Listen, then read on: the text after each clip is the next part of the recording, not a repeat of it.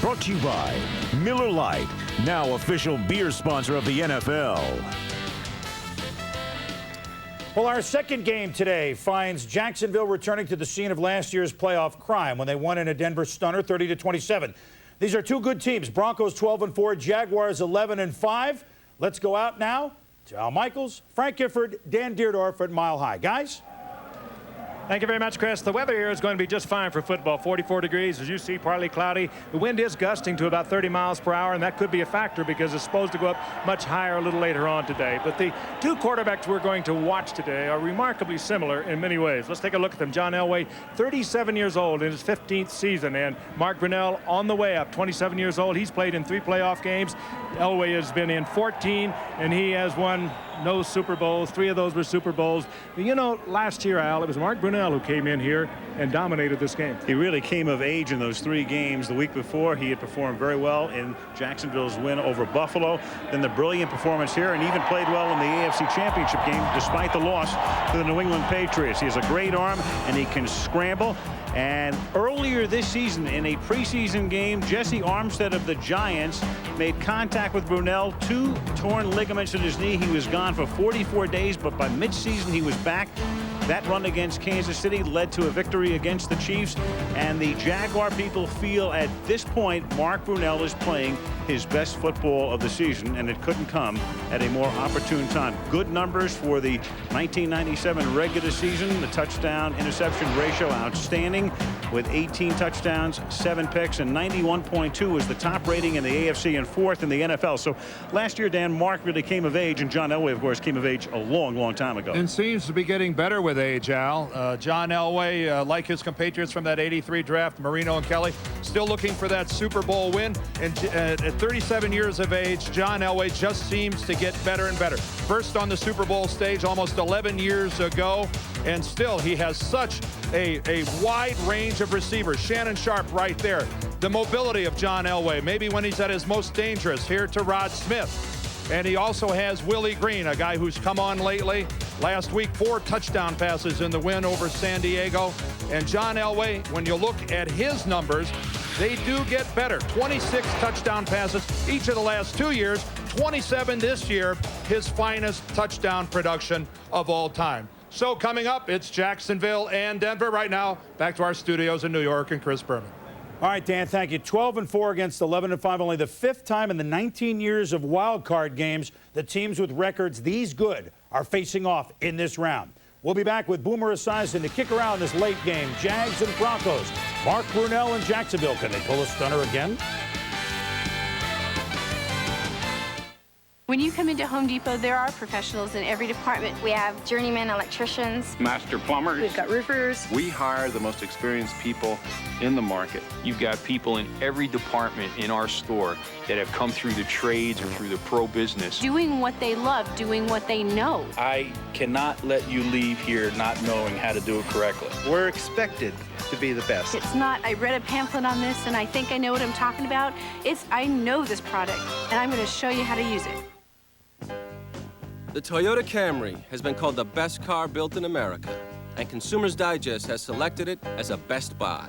So it's little wonder that the Camry has quickly become America's favorite car. And to celebrate, now you can get special leases and low APR financing on Toyota Camry, but only until January 5th. There can be only one favorite car, and there's only one place to get it. So visit your Toyota dealer today.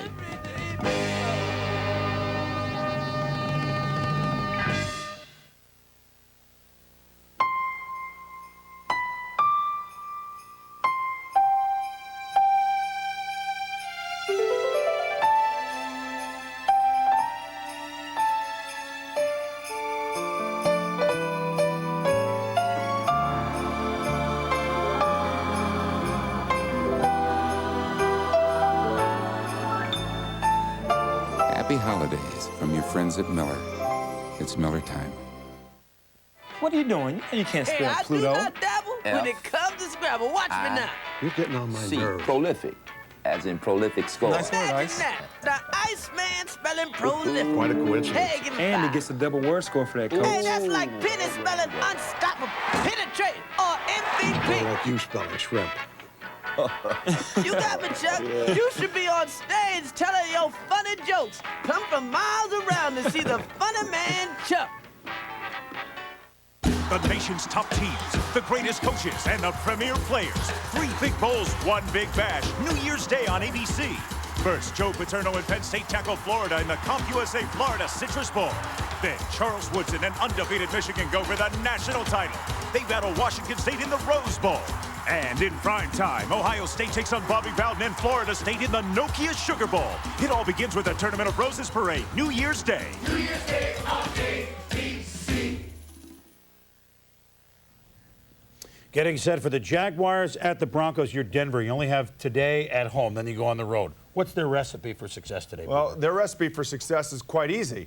When you look at all their home games, 8-0 at home, they're dominant at home, and the reason being is because they score defensive touchdowns, they put pressure on you with their special teams, they're able to run Terrell Davis. And John Elway actually feeds off of Terrell Davis very well, good play-action passer, and of course, we all know the great exploits that he can do outside the pocket. Quickly, what's Jacksonville have to do to repeat last year's upset? Poise. It takes a poise, and I think when you look at Mark Brunell, he is poised, and he's beyond his years in playing, and he's the guy that can pull it off. We're poised for another good game. If it can top the first one, boy, they don't go anywhere. Shannon Sharp and the Broncos host the Jaguars. We'll see you at halftime. Kickoff coming up.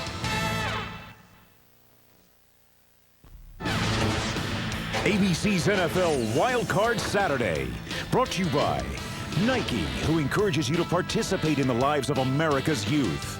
Coming up, the Jacksonville Jaguars versus the Denver Broncos after this from our ABC stations. All season you've heard that TV is good. The Golden Globes agree. NYPD Blue, Spin City, Kevin Anderson, Ellen DeGeneres, Kim Delaney, Jenna Elfman, Joely Fisher, and Michael J. Fox. ABC congratulates its Golden Globe nominees. The sheer luxury of the BMW 740i from every angle. Plush appointments with thoughtful amenities surrounded by sleek, sophisticated styling. And every new BMW also comes equipped with all-season traction. Because we don't consider it a luxury to get out of your driveway. Stop dreaming. Start driving. BMW. New Year's Eve, the countdown is on. See the nation's biggest bands. Join ABC 7's Janet Davies and the New Year's Eve crew. Live from the House of Blues in Navy Pier. With Toad the Wet Sprocket, World Party, the Smithereens, and Midnight Fireworks. Countdown Chicago New Year's Eve at 11:30 only on ABC 7. Brought to you by Blue Man Group, ATA, General Motors, and Harlem Furniture.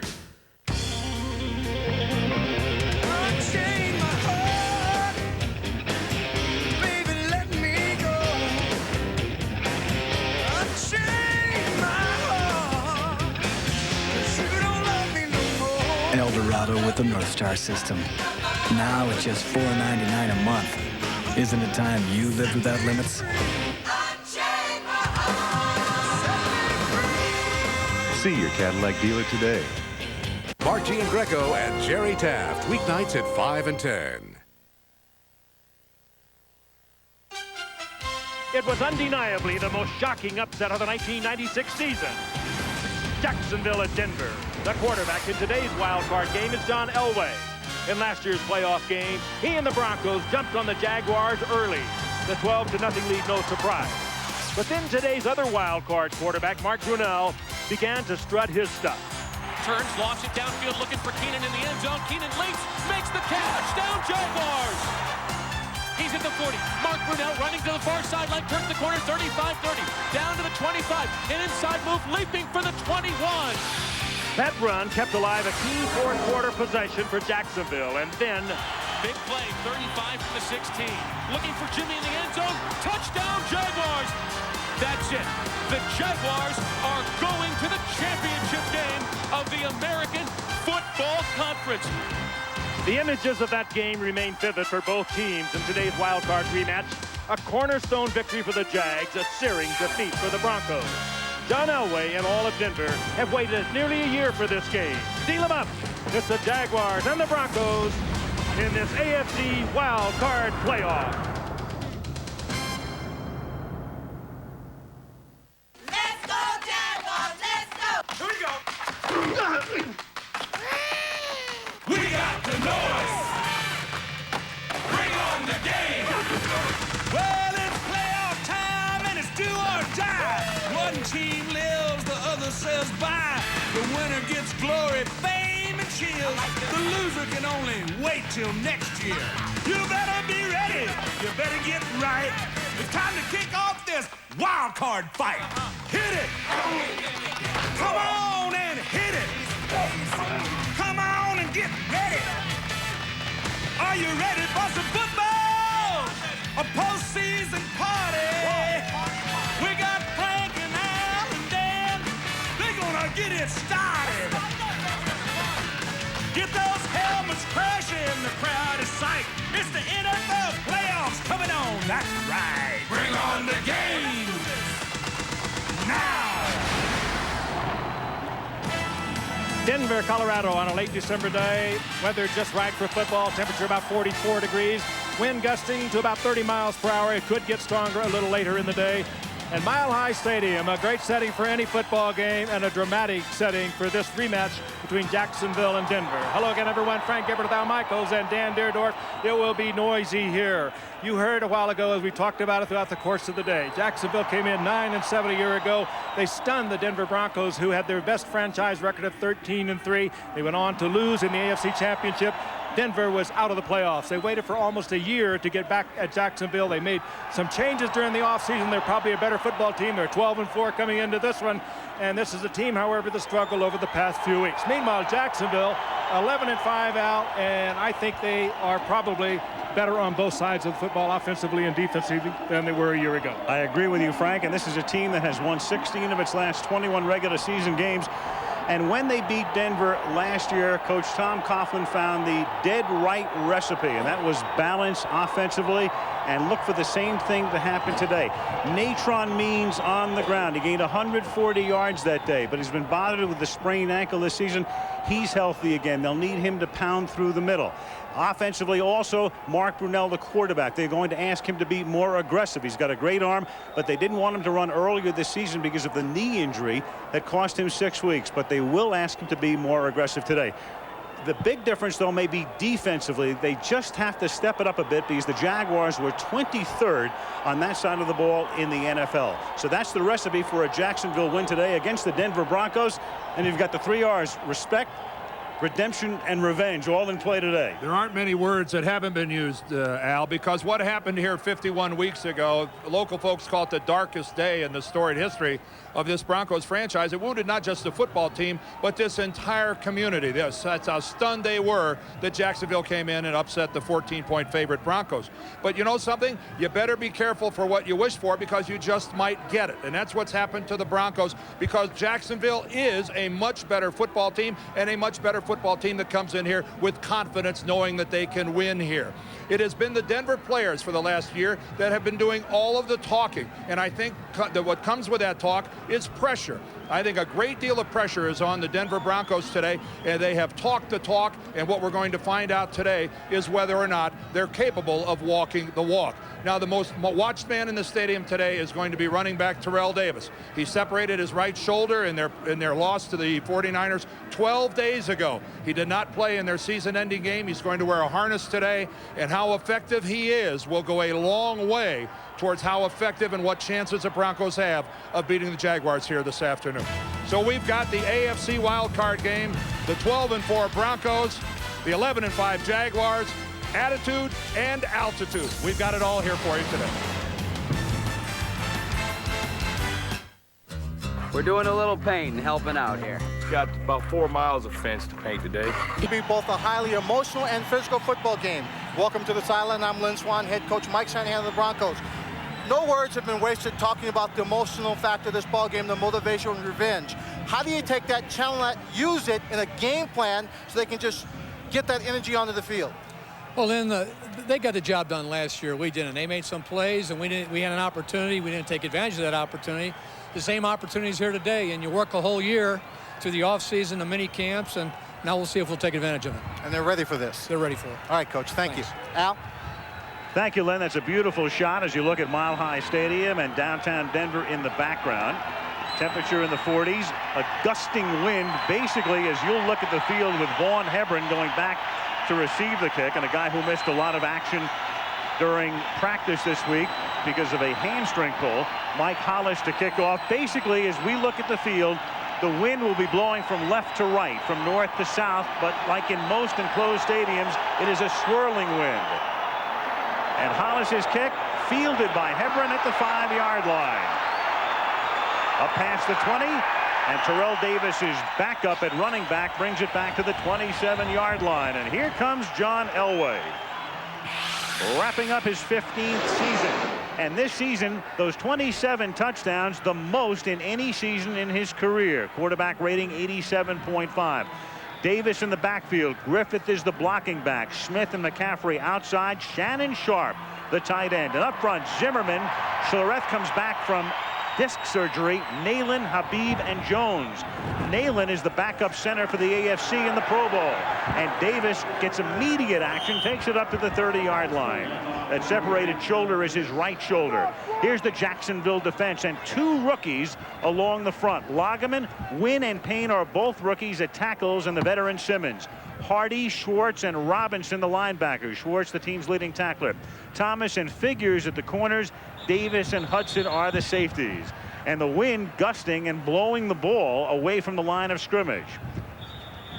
Pretty good indication of how severely the wind is blowing when it rolls a football that's on the ground. There were times we were down there before warmups. Actually, we were moved by the gusts. Play fake. Davis makes the catch, gets hit on that right shoulder, is a little short of the first down at the 36 by Hardy and Schwartz. So they go to Davis on the ground and then through the air immediately. I think the key will come not being hit on the shoulder, but when he lands on this field on his elbow, driving that arm up into the shoulder. That's when you an impact on a separated shoulder. And there's the wind we spoke about at the top of the show. There were alerts up in the mountains and the foothills of winds gusting to 70 miles an hour, so it could get worse. 3rd down and 1. You can see the papers blowing. Davis with the first down. So Terrell Davis out last week with a separated shoulder behind a Griffith block, 2 carries and a pass reception and a first down. Terrell Davis actually wanted to play last week against San Diego, and I think they very wisely, any kind of a separation, it takes a while to put it back together again. I had one, Dan, I'm sure you probably have. It's one of the most painful things that you can play with, live with, and God help you if you sneeze. And it'll also affect Terrell Davis's ability to receive. He's a good receiver out of the backfield. We'll see if he can get his arms up. Well, Elway's second pass, Rod Smith, the intended receiver, and the ball floating and wobbling, Figures covering, 2nd down. Lynn Swan, update from the field. Lynn? Al, you're talking about the brace that Terrell Davis is wearing. It's not so much a brace as it is just padding. And here's an example of it. There's padding on the inside to protect him from the force of any hit he will get. Really can't keep the shoulder in place, but just will protect it from any hit.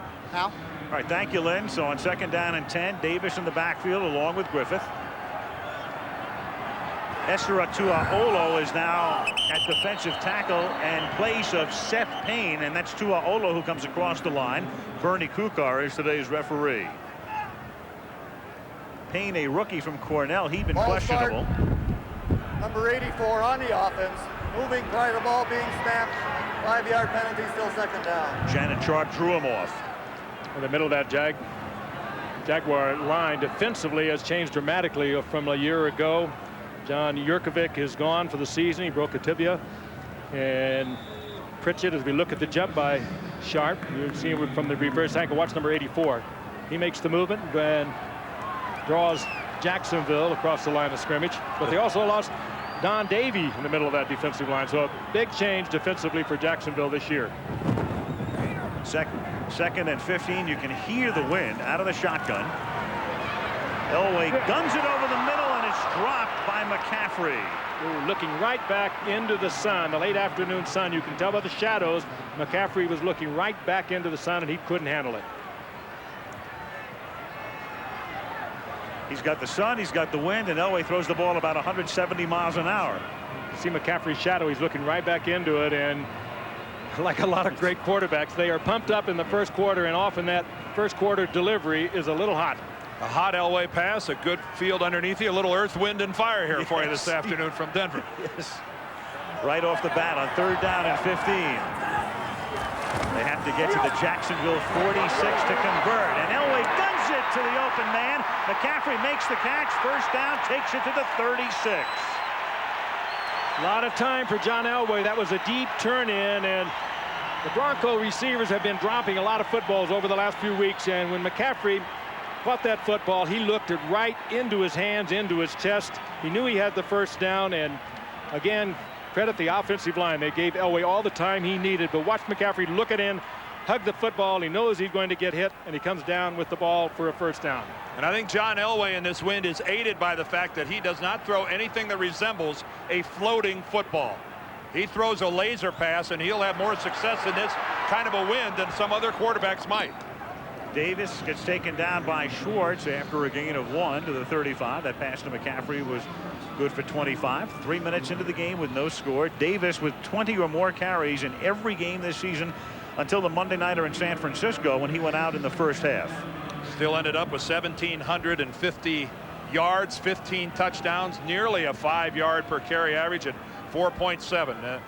Sitting out that game, he really didn't have a realistic shot at Barry Sanders for the NFL rushing title, but yet what a remarkable year for Terrell Davis. 2nd and 9. This is the 8th play of the drive, and Davis escapes, breaks another tackle, and gets ridden down at the 26, close to a 1st down by Travis Davis, breaking 2 tackles out of Chris Hudson's grasp in one of them. Well, we've seen him a lot this year, and I'll say it over again. He runs like a much bigger man than a 210-pound back. Well, he's also got legs that got a week off. It was almost like a bye week for Terrell Davis, even though these 2 teams didn't get a bye. Just breaking tackles, the driving legs. He's not a guy that's going to take it like Barry Sanders and change directions 4 times and go 80 yards. But you will be hurting by the end of the day if you've had to tackle Terrell Davis 30 times. 3rd down and a short 1. And they give it to Davis, and he gets that 1 as he takes it to the 25-yard line. Thomas comes up to make the tackle, and Denver is now 3 of 3 on 3rd down. And he is a power runner, Dan and Al, but you saw the nifty footwork there at the line of scrimmage. He knew he needed the 1 yard, so he kind of skipped to the left, lowered his shoulder, and picked up the 1st down, and he's going to get a breather on the sidelines. Broncos are aided by an addition up front. Mark Schlereth is starting at left guard. He's missed the last 5 games because of back surgery, and his addition to this offensive line means an awful lot to Denver. From the 25-yard line, they give it to Derek Lavelle, who's the number 3 running back. He picks up 3. Occasionally you're going to see camera shots today, and the camera will be all over the place and wobbling. The stands shake here when it's not windy, and now you've got the wind and the stands as you look down into Mile High Stadium. Gusting out of the north-northwest. And with the exception of the wind, the temperature coupled with the sunshine, it is very comfortable down on the football field. A little cool in the shade, but the players don't mind this at all. Very safe where you are to throw it now for the Broncos. They're in the protected end of the stadium. Here comes the blitz. Elway scrambling and then throwing, and along the sideline at the 13, no. Rod Smith, one official checked with the other. And the call appeared to be the correct one as he did not come down in bounds. Deion Figures with the coverage. You like to see that. The one official goes, you can see that his eyes, as soon as the play is over, lock right onto his partner. The 2 of them work that sideline as a team. And you're exactly right. Neither one of Rod Smith's feet were in bounds. But that is the way an officiating crew is supposed to work. They are a team working that sideline. They both agreed. They were both right. 3rd down 7 from the 22. So again, Denver with a 3rd down. They've converted 3 of 3 thus far. Blitz again. Elway throws. Caught at the 12. They convert again. And it's Willie Green making his first catch of the game. Dave Thomas with the coverage. Free agent, one of those free agents we talked about that Denver picked up at the very beginning of the show. He was one of them. Willie Davis has been with Detroit and Carolina last year, and he's had some success in playoff games previously with Detroit and Carolina, this time putting a good move on Dave Thomas. Dave Thomas, good defensive back, but you can beat him with the quick cuts. He's a big defensive back, and he doesn't pull it together as quickly as some of the smaller ones. Terrell Davis back in the game. 1st and 10 from the 12 with McCaffrey in motion. And back to Davis. Inside the 10. Davis to the 5. Davis appears to be 100%. Tom Nalen, who'll go to the Pro Bowl as the backup center, led the way. Boy, and if he isn't, he is banging people with that shoulder, and he doesn't seem to be having a problem at all protecting it. And his offensive line is banging Jacksonville's defensive line. Look at the block there by Nalen, 66, Habib, 75. They are just removing the front 7 for Jacksonville. The guys in the secondary are having to come up and make the hit on Davis. If that becomes a pattern, that's big trouble. Second down and 3. Davis again. Davis fighting his way to the 2-yard line. That's close to a first down. Dave Thomas and Travis Davis in on the hit. 7 minutes into the game, and Jacksonville hasn't seen the ball yet, and they're going to measure. Frank, don't you love that decision-making process by Davis? Rather than bounce it to the outside, lower the shoulder and head for the goal line. Well, if you have his kind of power, that's what you do down close to either a first down or a goal line. But this is a terrific drive, and it would not have been this kind of drive, I'm sure, without Terrell Davis. First down. He was the question mark earlier, whether or not he could go. Well, I'm sure Tom Coughlin all week long said, hey, I'm sure Terrell Davis is going to be fine. I wonder if his guys believed it. Right there is the decision. Instead of bouncing to the outside, go for the surge. He picks up another 2 and the first down. But if there was any question in the guys in the white shirts whether or not Terrell Davis is all right, I think that's been put to rest. 15th play of the drive. They give it to Davis, so he starts it and finishes it. Wow, that was classic. What a great drive. And the mile-high salute to finish it off. Half the quarter. The skeptics in the crowd, though, Al, are nudging the guy next to him and saying, you know, we had a 12-0 lead last year in this game. And they were leading Pittsburgh, and they were leading Kansas City, and they were leading San Francisco. But Games this they lost. Is a wonderful finish to an absolutely perfect start to a football game for the Denver Broncos. Jason Elam for the point after the Bronx go 73 yards in 15 plays. That's one of those deals where you work off the script. I'd hit the reset button. That's right. I'd go right back and start over. They will. 15 plays, 7-0.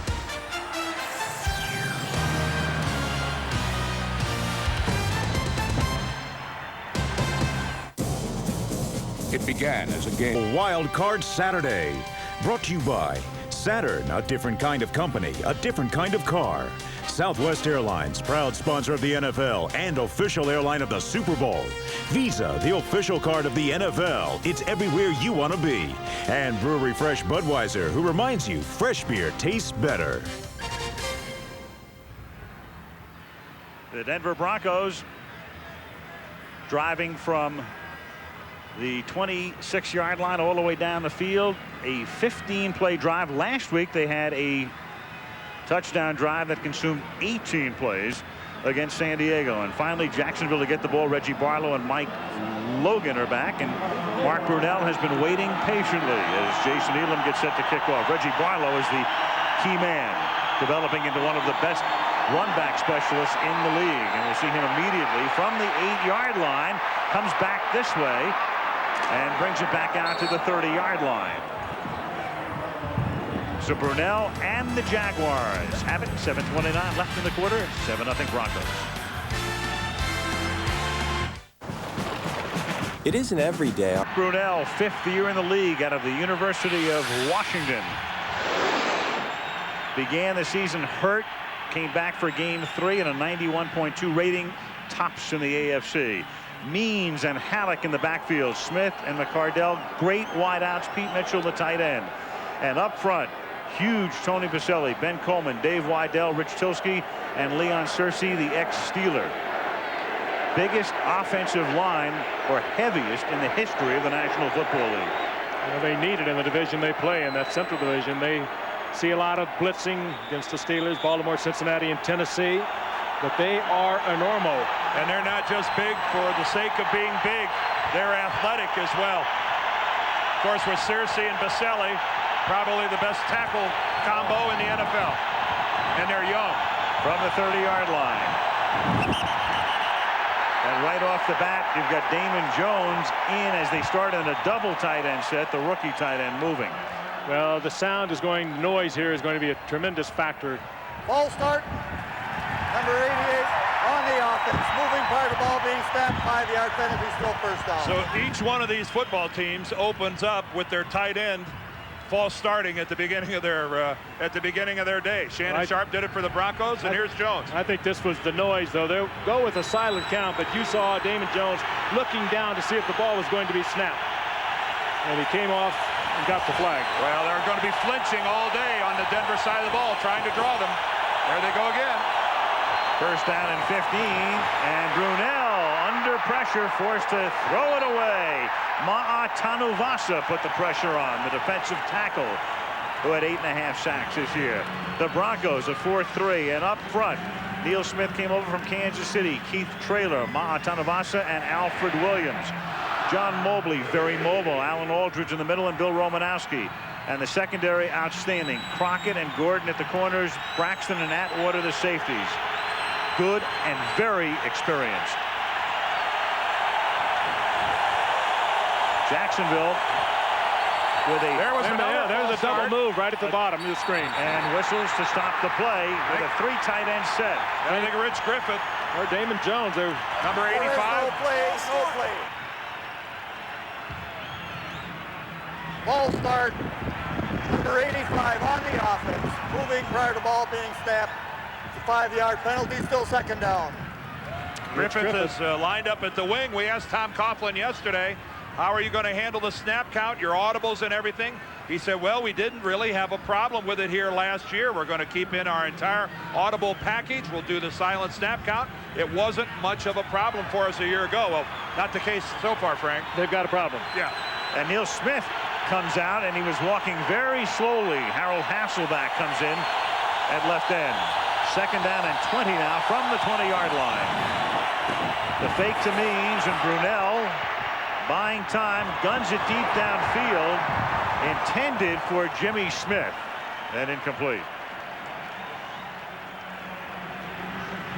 Brunel with 2 great targets. Smith this season caught 82 balls. McCardell caught 85. Well, it's a very effective use of motion to get Brunel out. He's not in any way hurried, but look at that ball. That was a wind catching that ball. Oh, did you see that ball tail away to the right? I don't think Mark put any English on that in an attempt to do so. Third down and 20. Out of the shotgun. Brunel looks for James Stewart, the third down back. And Stewart all the way up to the 37-yard line. He got 17, but they needed 20, and they'll be forced to kick. Stewart, the third down back that we'll see most of the day, but a good series defensively for Denver, and the biggest part of their defense is their offense. If their offense could put together a drive like they did before or something similar to it, that's the best thing you can do for your defense. Well, aided greatly by a couple of false starts on the part of a pair of Jacksonville tight ends. Can't afford mistakes on the road in a ball game. Brian Barker will go to the Pro Bowl, and it's a wobbly duck. Not off that kick, he won't. No way. They'll have to return the pineapple. They'll mark that up near the 40-yard line. At the 40, back comes Elway with a 7-0 lead. 24-yard boot. Aerial photography today being provided by Goodyear. A spectacular shot. Mile High Stadium in Denver. More than 70,000 looking on. A reminder, coming up on Monday, Quiz Show. The movie, an ABC movie special. Network premiere of Quiz Show at 8 o'clock Eastern Pacific, 7 Central, right here on ABC. It's a good movie. I liked it. Right now, it's Terrell Davis starring in the Denver Broncos story. He did on the first drive with 8 carries as the Broncos marched down the field, consuming half the quarter. It's remarkable when you think back 12 days ago, we watched him in terrible pain on the sideline as they iced down that shoulder, and knowing what a shoulder separation can do to you, I'm just amazed at what he's done here in the first quarter. From the 40, back to Davis. Cuts it back inside. Up to the 45-yard line. Seth Payne making the tackle. Going back to that first series right off the bat. They gave Davis the ball. He wound up carrying it 8 times. And they also went to him as a pass receiver as well. But John Elway kept calling his number. He started the drive and he finished the drive. And the Mile High Salute made it 7-7. Keep in mind that in the first 14 games of the year when Davis was healthy, he carried the ball over 20 times a game in each one of those ball games. That's one heck of a workload for a running back. 2nd and 5, and here is carry number 10. So he's already halfway there, and he's close to a first down, just a little shy of the 50. Hudson making the tackle. Well, Hudson hit him about the 46-yard line, and Davis just carried him for another 3. He's a load. Good receiver out of the backfield too. Up very close to a first down, so they'll bring the sticks out. Yep. They had 42 receptions on the year, Frank, and that's a lot of touches. And you can see why there was a lot of uncertainty here in Denver as to how productive Davis was going to be today. Boy, but what an impact, as you can see, a little short. A running game can have on your passing game, and you have to have the defense thinking run before they think pass rush. You're in good shape. Dick Duran, the defensive coordinator of Jacksonville, and with the offensive weapons that the Broncos have, the #1 offense in the NFL, I don't think many people are volunteering for his job this week. 3rd down, inches. The Broncos are 4 for 4 on 3rd down and make it 5 for 5. Davis, 11 carries to the Jaguar 48-yard line. Tackled by Brian Schwartz. Jacksonville coming with a run blitz, filling every gap on their blitz, and still Terrell Davis was able to get the first. Word from Lynn Swann. Lynn. Well, Al, I talked with Elway before the game about throwing it in this wind. He said the problem will be throwing from left to right as you look at the field because the ball can trail off. But if you put some heat on it, it shouldn't be a problem. I said, do you talk to your running backs about that fact? He goes, yeah, I mentioned it to them, but they already know I throw a pretty hard pass. Al? Yes, as McCaffrey found out in particular on that first series. 1st and 10 from the 48-yard line, and they keep calling number 30's number. This time a minimal gain. Tackled by Clyde Simmons. Which will end up being the best part of Denver's passing game is Terrell Davis. This running attack that they're working against Jacksonville right now is going to make play action, which we're going to see relatively soon, all the more effective. A dozen rushes already for Terrell Davis, and still over 4.5 minutes left in the first quarter. That's a game for a lot of running backs in this league. Earlier this season in a game against the Chiefs, he had 13 carries in the first quarter. 2nd down and 9, 4.5 minutes to go. And here is number 13. So 5 in a row on this series. And fresh as a daisy to the 37, but a marker goes down. Joel Smingy makes the tackle. And this one will come back. Bernie Kukar, our referee, threw the flag himself from behind the play.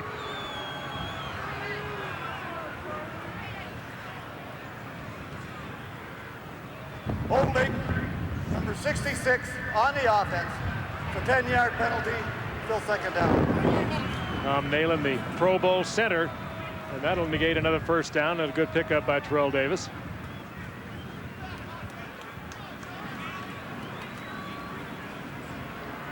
'66 is Tom Nalen right there. He was out in front.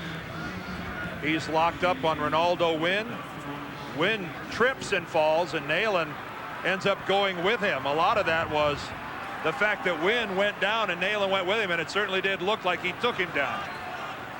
So Derek Lavelle comes in as Davis goes out. 2nd down and 19.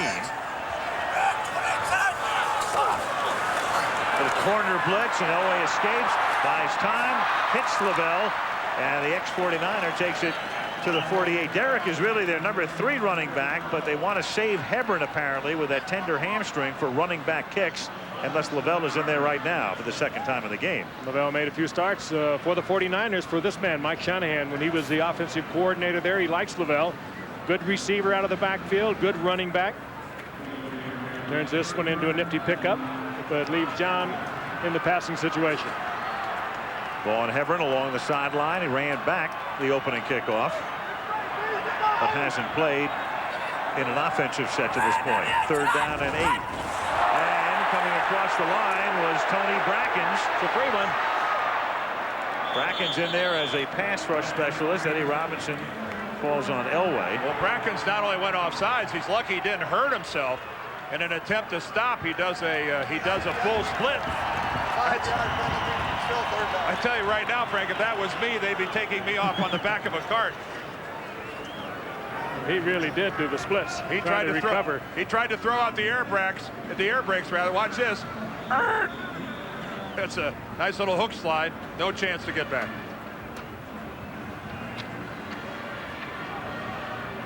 Seven sacks on the year for Brackens. A lot of it's based on upfield speed. Getting a good jump off the ball is a key part of that. That's what he's trying to get. Trying to anticipate the snap count. 4 wides. 3rd down and 3. Broncos thus far perfect. 5 for 5 on 3rd down. Elway guns it over the middle, and it is Rod Smith, free and clear. Touchdown, Denver. I don't know if that was a completed pass or if John Elway impaled Rod Smith with that football. He's had a lot of drops by Rod Smith. This time he stuck it in there. Jacksonville coming on a blitz, and it was a terrific read by Rod Smith and John Elway. They connect up, and he's gone. Were my ears betraying me, or could you hear that football hit Rod Smith? Rod Smith had a bunch of drops earlier in the year, a few weeks ago, particularly against the Pittsburgh Steelers. Now, did you see him look that ball into his hands? They've been doing that in practice, talking about it, not making a big deal out of it where you're going to get hung up on it, but they have been working on it.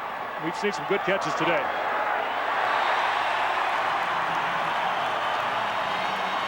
Smith had 12 receptions for TDs during the regular season. Pretty much like last year. Denver with the early lead, 14-0.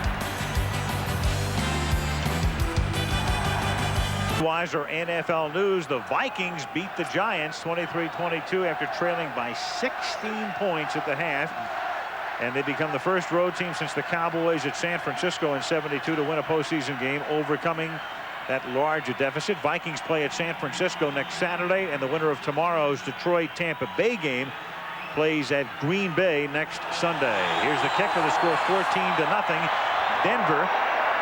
And it floats down into the arms of Reggie Barlow from the 15-yard line. Barlow, who's becoming one of the best run-back specialists in the league, shows you why as he takes it to midfield. Exactly what Jacksonville needed at this point to get back in the game. Tackled by McKyer, but Elway's been sharp.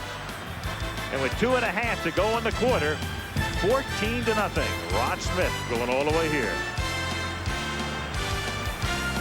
To nothing with 21 plays having been run by the Broncos. Only 3 plays plus 2 penalties for Jacksonville. And John Elway, with blood on his right hand, had that work done during the commercial break. I'd say those statistics we saw would support a Denver lead. Well, pretty much like last year when the Broncos led 12-0 on 2 touchdowns. They scored last year, had the extra point blocked, then scored again and went for 2 points and won successful. And by the half, Jacksonville had the lead. From the 49-yard line, on the ground, Natron Means, it's a pickup of 4. And this is what they need to get back to. Natron Means, he had 140 yards rushing a year ago and controlled the clock and the game along with quarterback Mark Brunell, but he had a big game as they rolled for over 200 yards on the ground against Denver, but that was a year ago.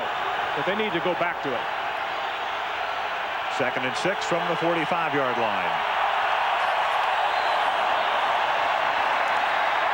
Brunell stepping up, takes it to the 40-yard line. A lot of mobility. Mark Brunell stopped by Neil Smith. It'll be 3rd down and 1. Tanavasa also in on the tackle. And Brunell shaking. Oh, he's getting up a little tentatively. He wears a brace on his right knee. He doesn't like it, but they tell him you're going to wear it until we tell you can't wear it. Hey, Neil Smith comes back in from the right side, and watch how awkwardly Brunell kind of lands after he jumps through that tackle by Neil Smith. He also got hit on the back after he was down. 3rd and 1. And Brunell throws it, but behind Willie Jackson. Well, I'll tell you, they got a lot of confidence in Brunell on 3rd and 1 when you've got Natron Means in the backfield. You're exactly right. In this wind, exactly.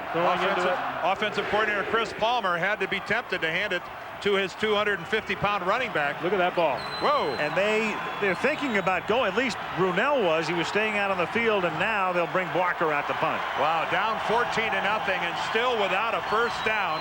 There are only 2 possessions, 3 and out, even with great field position here. Chris Palmer, I'm sure, was tempted to give it to Natron Means. Brian Barker to punt. Should have. And Darian Gordon back to receive it. Play clock had expired, but that will not make much of a difference for Jacksonville.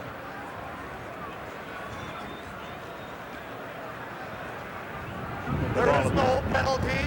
There is no penalty. We will reset the game clock to 25 seconds. Boy, down 14-0 as we reset the clock here. Not converting when you start a drive down 14-0 in your opponent's territory, not even getting a first down. That's a critical failure for Jacksonville. There has to be a part of Tom Coughlin that must be thinking about going for it here. Obviously they're punting, but boy, they can't let this game get out of hand. Barker's kick, he angles it, and that will turn out to be a very good one. It will be marked at the 8-yard line. And that's where Denver will take over. And it's time now for the Home Depot coaches fact. Mike Shanahan with a 41-27 mark in regular season games. Highest regular season percentage by any NFL coach who's winless in postseason.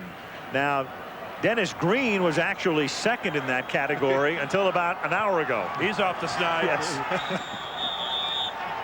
Congratulate Dennis Green, but also Jim Fossil and the Giants on a great season for the Giants, winning that division, sweeping the division. They had a remarkable year. Denny Green was what, 0-4? He was. From the 8-yard line, Terrell Davis for a gain of 2. And Mark Brunell can only hope that it's easier to throw the ball going the other way. We mentioned before that the wind is coming out of the north, which is left to right as we look at this field. But it's a swirling wind, and clearly Brunell's had a lot more trouble finding the mark with his passes than has Elway going the other way. Well, it seems that way too. And Al, when you go from left to right as we look at the field, you're going to what is the open end of the field. Knowing that, all the more reason to bang in there with Means on a 3rd and short. Absolutely. Instead of throwing on 3rd and 1. 2nd and 8. They give it to Davis. And Terrell up to the 11-yard line, setting up another 3rd down where the Broncos have been perfect at this point. 6 for 6 on 3rd down. Payne makes the tackle. Let's go back and take a look at a couple of the efforts of Mark Brunell. This time, look at that ball just spin and tail away to the right. And again, throwing it out to his left, the ball again. These are not electronic tricks. Nope. That is not an optical illusion. The ball is really moving that much. End of the first quarter, a perfect one for the Broncos. It's Denver 14, Jacksonville nothing. This wild card playoff from Denver resumes after this from our ABC stations.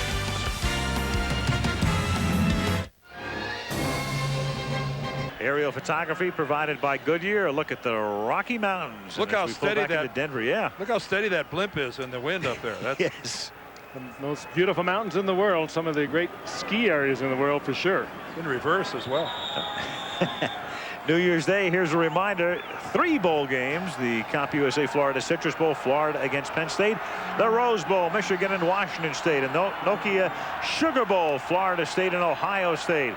And it all starts with the Rose Bowl parade. Yes, it does.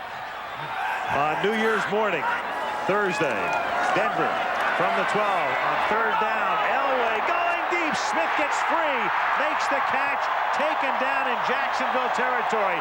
Beats Beasley.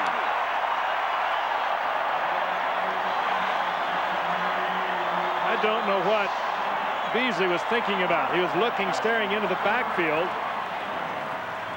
Well, John Elway right now is saying, well, it's supposed to be a problem throwing the ball going this direction. I don't know whether Beasley thought he was going to have help deep or not. He gets caught looking into the backfield. Rod Smith just blows right by him. First play of the second quarter, John Elway didn't seem to have much of a problem going into the wind. Not at all. Davis from the 48 picks up 1. Davis has now carried the ball 15 times for 51 yards, and the numbers for the first quarter will certainly reflect the one-sidedness of the period on the scoreboard as well. They're either beautiful or ugly depending upon your zip code. Look at the time of possession. Speaking of zip codes, 230, 1230. Jacksonville still without a first down. And Denver up by 14 and in Jacksonville territory. Second down and 9 from the 47-yard line. Elway gets it away. Intended for Griffith, the blocking back. Incomplete, covered by Schwartz. This wild card game is being brought to you by the new Dodge. It's about change. Bud Light, if you want great taste that won't fill you up and never lets you down, make it a Bud Light. And the Home Depot, America's home improvement coach. Al Michaels, Frank Gifford, Dan Deerdorf, and Lynn Swann in Denver. The Broncos have been bucking to this point, 14-0, and on the move again. In that area of the field where Mark Brunell had problems throwing the football, the open end of the field coming up, pass situation for Elway. John threw into the wind that time off to the left. It was behind his receiver. Third down and 9. Guns it over the middle. Caught by Willie Green to the 25-yard line. Gets inside Beasley. I think this wind prefers a right-hand spiral. Perfect shot to Willie Green. The pickup from Carolina during the offseason. We talked about the numerous changes that Denver made after losing to Jacksonville last year, and a good move by Willie Green. He's big, strong. He'll battle for the football. He goes about 6'4". And again, the key to it, Dan, protection. Absolutely. So far in this football game, Denver's offensive line has been dominant. And Elway going for 6 more, and this time the coverage is good. McCaffrey, the intended receiver, Travis Davis, and Dave Thomas converging on him. Dave Thomas, he's big. We talked about it a few moments ago. He's 6'3" and about 215 pounds, and he just got right in front of McCaffrey and just dared McCaffrey to run through him. Dave Thomas, who broke his leg a year ago in the 5th game. Watch this. He gets right in front of McCaffrey. Maybe used a little bit of a hand, but he kept McCaffrey from coming back to the football. Good coverage.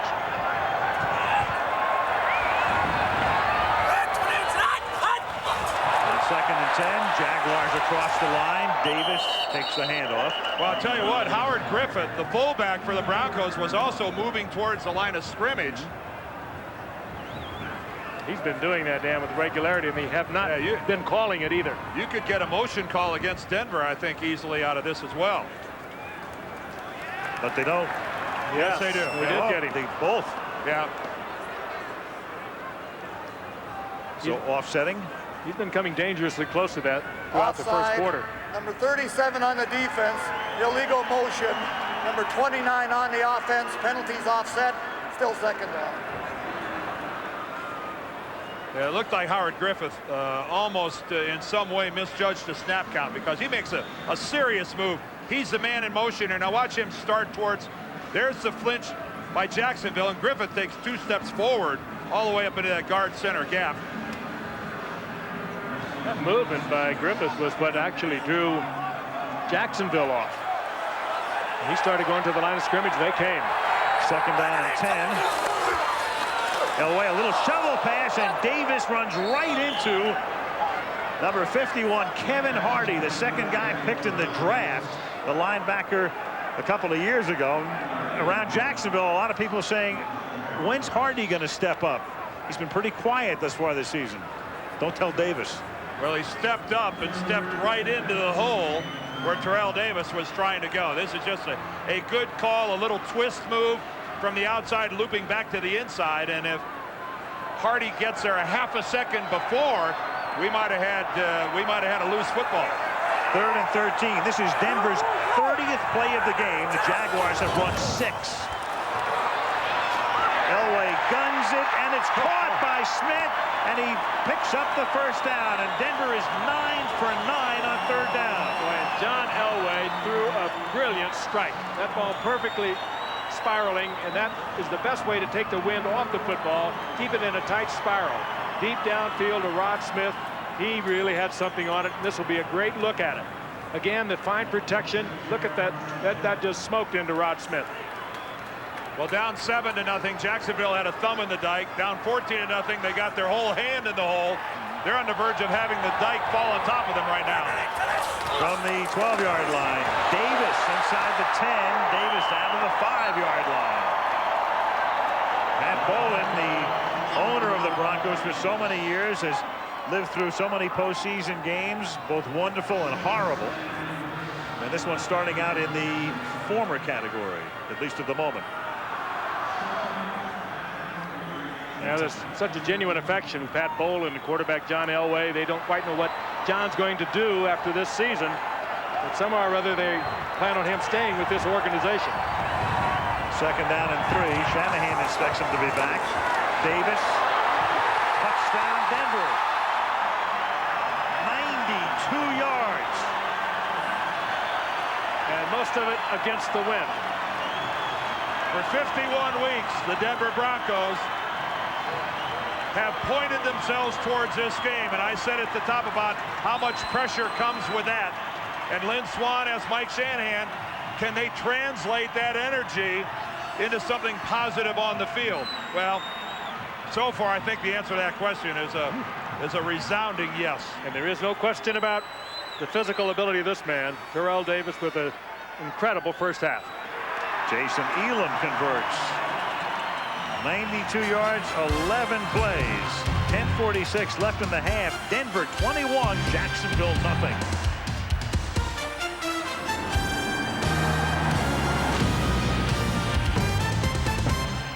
The Rocky Mountains, and it's beautiful in Mile High Stadium for these fans right now. A perfect start for the Broncos, leading 21-0. Jason Elam's kick, fielded at the 3-yard line. This is Mike Logan. And he gets tripped up at the 20 by Darius Johnson.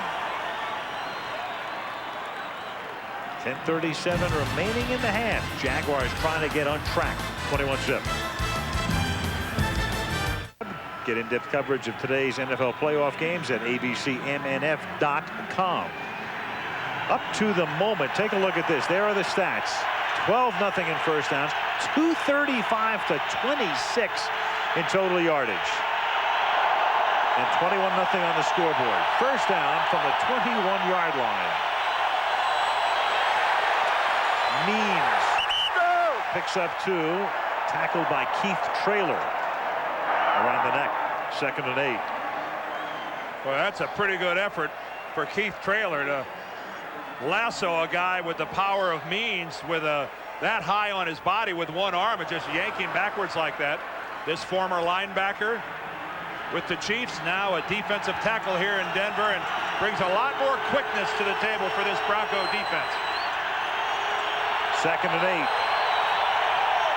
from the 23-yard line. Brunell throws, and it's low, but Jimmy Smith is there to come back and get it at the 28-yard line.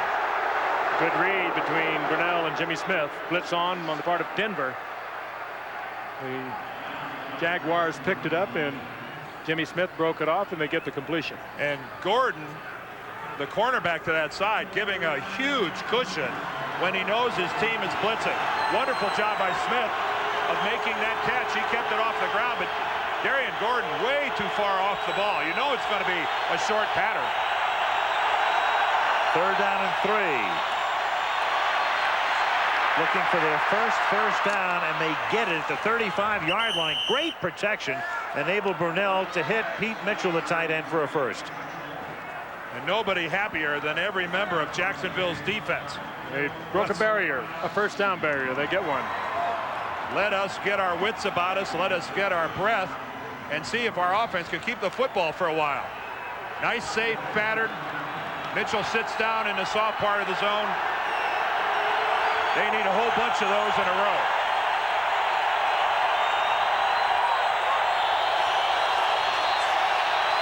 Brunell finds Keenan McCardell, and Keenan, who's had a very hot month of December, up to the 40-yard line, tackled there by Ray Crockett. And yet that's his first catch thus far of the game, isn't it?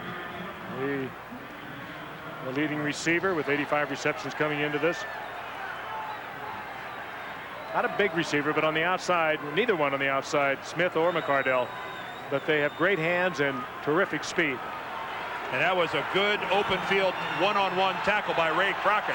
Certainly the best cover guy of the Denver secondary. He's had a really fine year for Denver.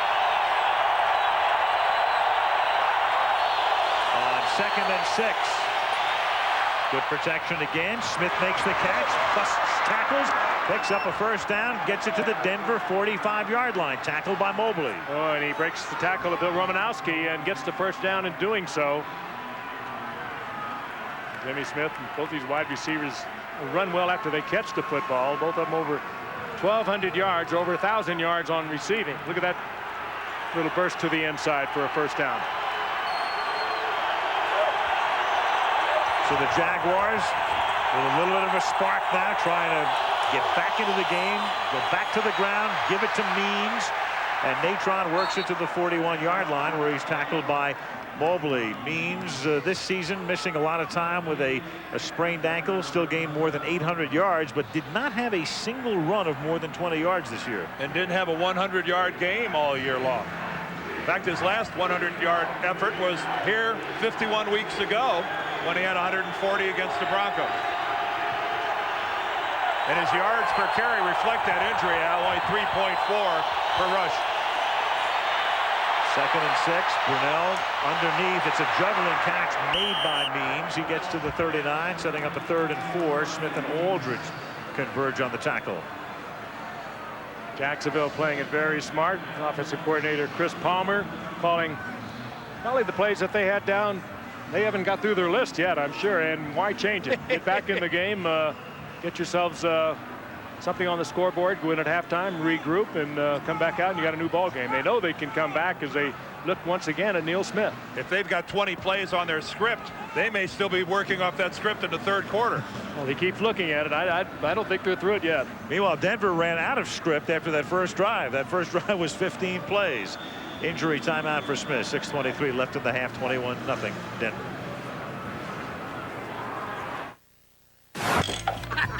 And my lawn. Jacksonville beat Denver last year. The Broncos have not lost any other game in this stadium for 2 years apart from that one. Take a look at the entire John Elway era. I can speak firsthand. No tougher place in the NFL to win than Mile High Stadium. 3rd down and 3. And Brunell going deep into double coverage and incomplete, but a flag comes in. McCardell was sandwiched between Braxton and Gordon.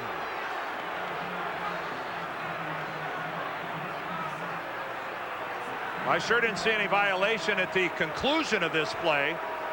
Looked like there wasn't any contact till afterwards. Number 23 on the defense. They get Darian Gordon for using his hands, but he came a long way to get involved in that double coverage. Yeah, he did. Right no there. Okay, you're right. He did. He had his right hand on McCardell's left shoulder. When he had the help on the side, he really didn't need to do this. No. Braxton is in good position to make the play.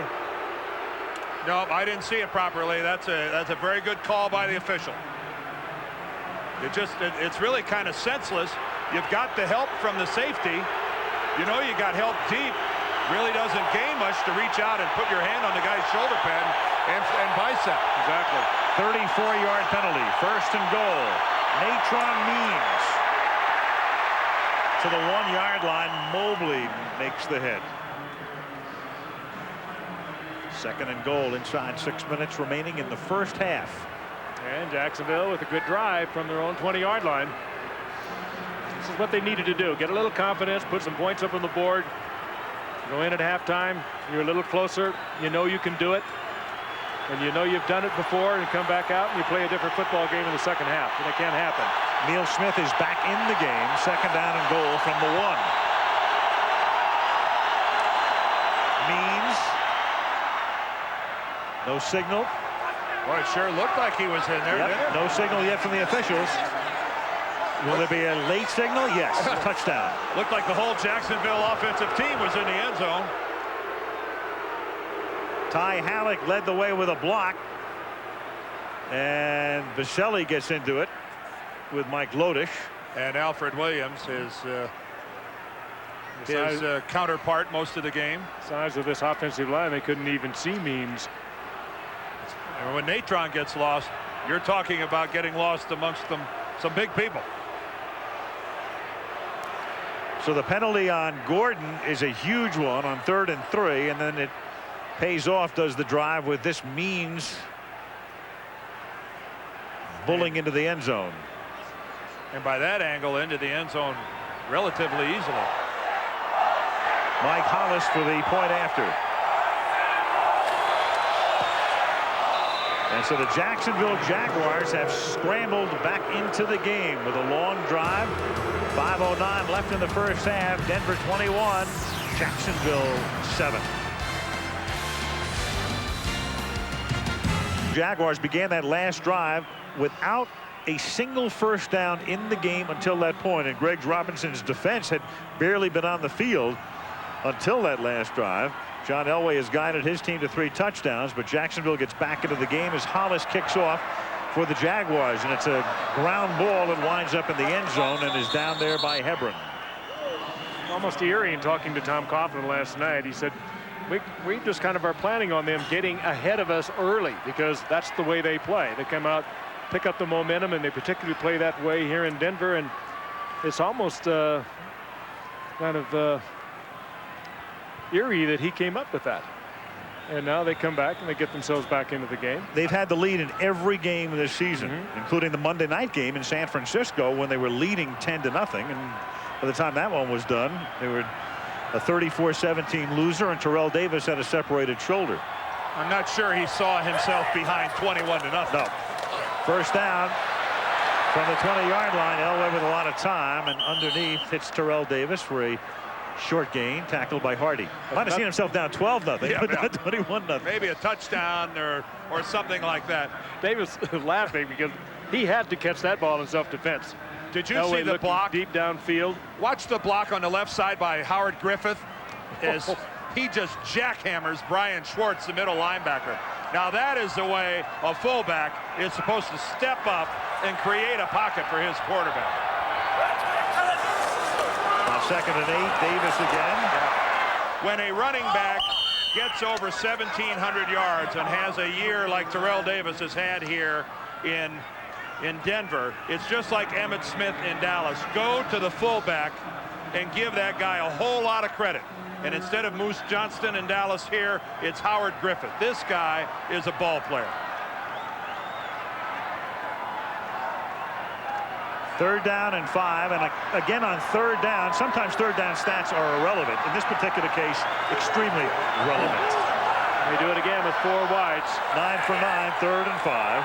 The 5th one if you count Shannon Sharp, and that's what he is. Elway throws. Got to hold it for 10, but you got to hold it. Smith. It's coming back. And Wayne Weaver, the owner of the Jaguars, at first frustrated by what he saw, but he'll be a lot happier after this call that will probably go against Mark Schlereth. It's really tough. It's only a 4-man rush by the Jaguars. 69 on the offense. That's a 10-yard penalty. Still 3rd down. It's a matchup you got to like as an offensive lineman. It's just 5. It's your 5 against their 4 when you're in that 5 receiver spread. But just the fact that Mark Schlereth is out on the field is quite a performance. There he is on the left, number 69. You see he gets the left arm on the outside of Joel Smengi. And that brought flags from 2 different directions. Schlereth has had 20 surgeries since high school. The last one for a disc. I think 11 on the left knee and 5 on the right knee. Unbelievable. That is. 3rd and 15, and Elway throws, and Willie Green made the catch, but they're going to say no. He never had possession. The ball was jarred loose. Aaron Beasley smacked them, and it's 4th down. And Elway was drilled. What a great throw on the part of John Elway. He knew he was going to get creamed, and he hit his receiver right in stride. He got creamed by Simmons. He knew he was going to get this. Threw off balance, still had enough on it. And gets the ball to Willie Green. Willie Green tried to tuck it away, but he takes a shot from Beasley, and he never had control. Keep in mind, you have to demonstrate possession, and in the NFL nowadays, that involves getting both feet on the ground with possession of the football, and Green didn't get close. Delay a game. on the offense. 5-yard penalty, still 4th down. On 4th and 15. A delay again takes them back to the 10. Rick Dennison is the special teams coach. Jacksonville should get this ball in real good field position. Shanahan worked up. Well, he realizes, as Frank said, Jacksonville's probably going to get good field position. Plenty of time. Tom Ruin into that swirling wind, and it's a floater. Barlow fields at the 44 and gets taken down at the 49-yard line by Randy Hilliard. Well, what a play by Hilliard. Came around the block to make the stop and get the max out of that punt. That was Denver's first kick. 3 minutes remaining now in the first half. Whole lot of things swirling around Ruin, and once he gets that ball away, trips and stumbles over his own guy. And once a punter sees that he can get the ball away, he'll take the fall from anyone. His old man, he'll try and draw the penalty, and then you see the extracurricular things that go on. Well, Dave Thomas just falls on top of Ruin and says, hey, I got him. Yep. I think there are more dangerous people to block than the punter. 1st and 10 from the 49-yard line. Little swing pass out here to James Stewart. Nice tackle from behind. Alfred Williams grabs him. Well, that was really nice hustle by Alfred Williams because he's cut to the ground by Baselli. It's Baselli's responsibility to get his hands down so you can complete the pass. A lot of defensive linemen just end up staying on the ground. Alfred hops right up, hustles back in. Watch here in the bottom. Baselli's going to cut Williams.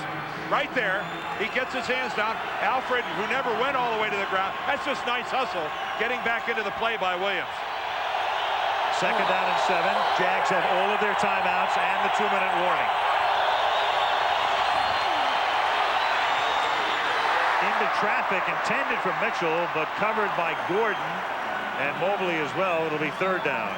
Mobley all over the field once again for Denver. Had a great year. Didn't make the Pro Bowl. A lot of people wonder why he didn't. 4 sacks. He had an interception for a touchdown. He had 3 forced fumbles. A fumble recovery. He did it all. The leading tackler. And he is so quick. He is all over the field. Yet he made the AP All-Pro team, which is quite an honor. He made the Monday Night All-Pro team. And some vindication for John Mobley. 3rd and 7 from the 48-yard line. And it is deflected, intended for Jimmy Smith. I think Gordon might have got it. Darian Gordon coming in, got a hand on it.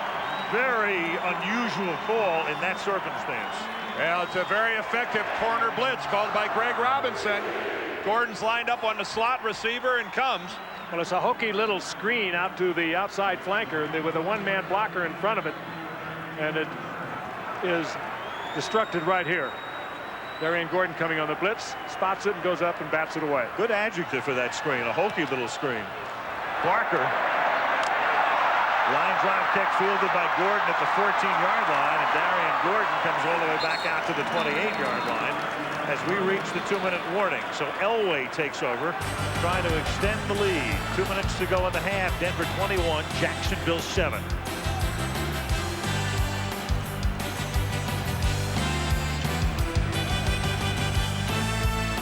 Last telecast for a while, but we're back with you on Sunday, February 1st. The end of the season, the Pro Bowl from Honolulu, which begins this year at 6 o'clock, 6 p.m. Eastern Time. Brett Favre will be there. John Elway will be there. Mark Grinnell's going there. Yep. 5 reps from either team playing here today. First half possessions, 3 touchdowns and a punt for Denver. Now possession 5. Elway has all of his timeouts. 2 minutes to go. Inside give. Terrell Davis slips through the opening and is taken down at the 32-yard line after a gain of 5. Took a big hit. Beasley and Brackens converge on the tackle with 148 taken down. Well, if Terrell hops up from that, shaking his head a little bit, but he did hop up with an intact shoulder, it is all right. That was a major collision between Brackens and Davis at the conclusion of that play. Davis 19 carries in the first half. 2nd down and 4. And now his 20th carry. A first down as he takes it out to the 43. Chris Hudson hits him. Boy, that's the type of run. Are you sure, Al? After he was the hit team. Yeah, I was going to say, you might want to rephrase that. Yeah, that's the kind of running, though, that can take a life right out of a team. Just bowling over tacklers that could have kept him short of the first down. They take the life out of Hudson. Number 37 was on the receiving end. He gets credit for a tackle. Did you get that license plate? He was really hammered. That is a statistical term. This is a remarkable performance by Terrell Davis, that he has already touched the ball 23 times in the first half of play. A guy that coming into this game, questionable how effective he was going to be. Not only is he effective, he is punishing as well. Chris Hudson really took a shot. He'll think twice next time. 1st and 10 after Denver's first timeout from the 43. Broncos up by 14. Elway under pressure, loses the football, and is able to find it and recover it himself back at the 33-yard line. Now that'll be a sack. John Elway back to throw, getting stripped of the football, and lost it for a minute, didn't find it. And luckily, nobody from Jacksonville saw it quickly either. This takes a Major League Denver bounce. Is that his own man? I don't think so. One of the Jaguars stripped it. Is it Smingy right there? Smingy? Yeah. Yep. Got a hand in there. Got a hand, reached in and pulled it out. On 2nd down and 19, back to the ground. And this time Davis doesn't go very far. Clyde Simmons hog-ties him at the 36-yard line. And now Jacksonville's going to take a timeout. It's just going to be 3rd down and long for Denver. So the Jaguars take the timeout. Davis has now carried 21 times.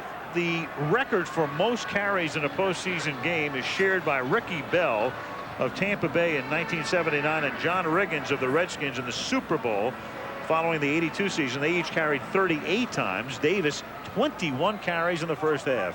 What Tom Coughlin has to do with his ball club when he gets in there at halftime is talk to them about how we have not taken advantage of our field position. They've had the ball 4 times, and their touchdown drive started with their worst field position back at their own 21-yard line.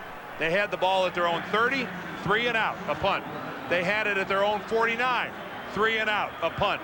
They started at the Denver 49, 3 and out, and a punt. They have had their opportunities from a field position standpoint and done nothing with it. 3rd down and 18, and no play. Whistles before the snap. Shannon Sharp was moving.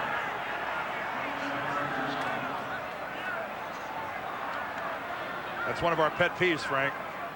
Flexed out like that. No reason in the world. False start. Number 84 on the offense. That's a 5-yard penalty. Still 3rd down. You're looking in at the ball, but it happens. He's split out about 3 or 4 yards from his offensive tackle in the bottom left of your screen. There's Shannon Sharp. Looking at the ball all the way. That's just a loss of concentration. Elway on 3rd down. But this is the first time he's faced a 3rd and 23. Not only has he completed 6 out of 7, but every one of those 6 completions went for a first down. They have to get to the Jaguar 47 to convert. Elway slides to a stop at the 28, and now Jacksonville takes the timeout with 27 seconds remaining. John Elway playing it very conservative there. He didn't want to turn it over, give Jacksonville the ball at midfield again. Maturity is a wonderful thing, isn't it? Yeah, there were times that he would have been hurdling over Jacksonville Jaguars. Exactly right.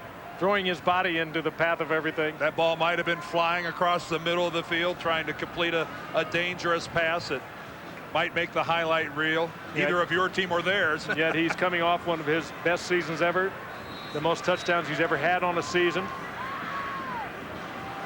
Quarterback rating 87.5, and for John that represents about, I think, the 3rd highest of his career. So Brunell's going to take over. He has 1 timeout, and they have the Pro Bowl kicker in Mike Hollis if they can work themselves into field goal range. Tom Ruin to punt. Reggie Barlow back to accept it, and the ball dies in the wind. It takes a good Denver bounce. Great Denver bounce under the circumstance, and the Broncos just wait and wait and wait. And the clock runs and runs and runs. Dead. Yep, 17 seconds. Yep. On that play. That's as perfect as it could be for Denver. Yeah, just about everything working against Jacksonville here in the first half. So Larry Pasquale, the special teams coach. They had Barlow back there, but Barlow couldn't come up to make the catch because the wind knocked it down. And now instead of looking for a play that gets them into field goal range, I would suspect they'll just run out the clock. I think we all came into this game wondering how Terrell Davis was going to be. Dan touched on it right at the very top of the show. We know how he is. Who saw this coming? Davis, 21 carries, 83 yards in the half. 3 touchdown drives out of the blocks for the Broncos. And at the half, the Denver Broncos lead the Jacksonville Jaguars 21-7 at Mile High Stadium. From Denver, we go to New York now, and Chris Berman. Chris. All right, Al, thank you. And coming up on our Lexus halftime report, Boomer Esiason and I will talk about this game, a look at a family affair at the Rose Bowl, and a look back at that wild first game as the Vikings authored one of the biggest comebacks in playoff history. All that after this message and a word from our ABC stations.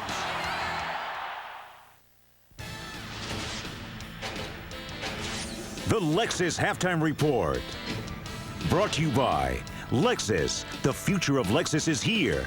Fasten your seatbelts. Once again, live from our New York studio, Chris Berman and Boomer Esiason.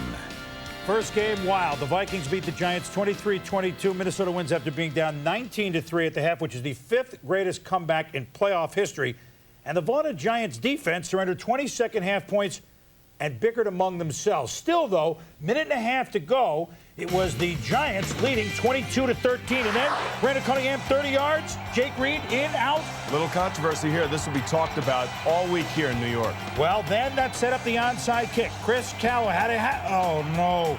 No, it's out of his hands. It's Chris Walsh. Falls on it. Vikings drive down the field, which sets up 10 seconds to go. 24-yard field goal. Eddie, eat, drink, and B. Murray. Dennis Green wins for the first in 5 tries in the playoffs. 23-22 Minnesota. Vikes at San Francisco on Saturday. They move on. Afterwards, a stunned Jesse Armstead spoke with our Leslie Visser.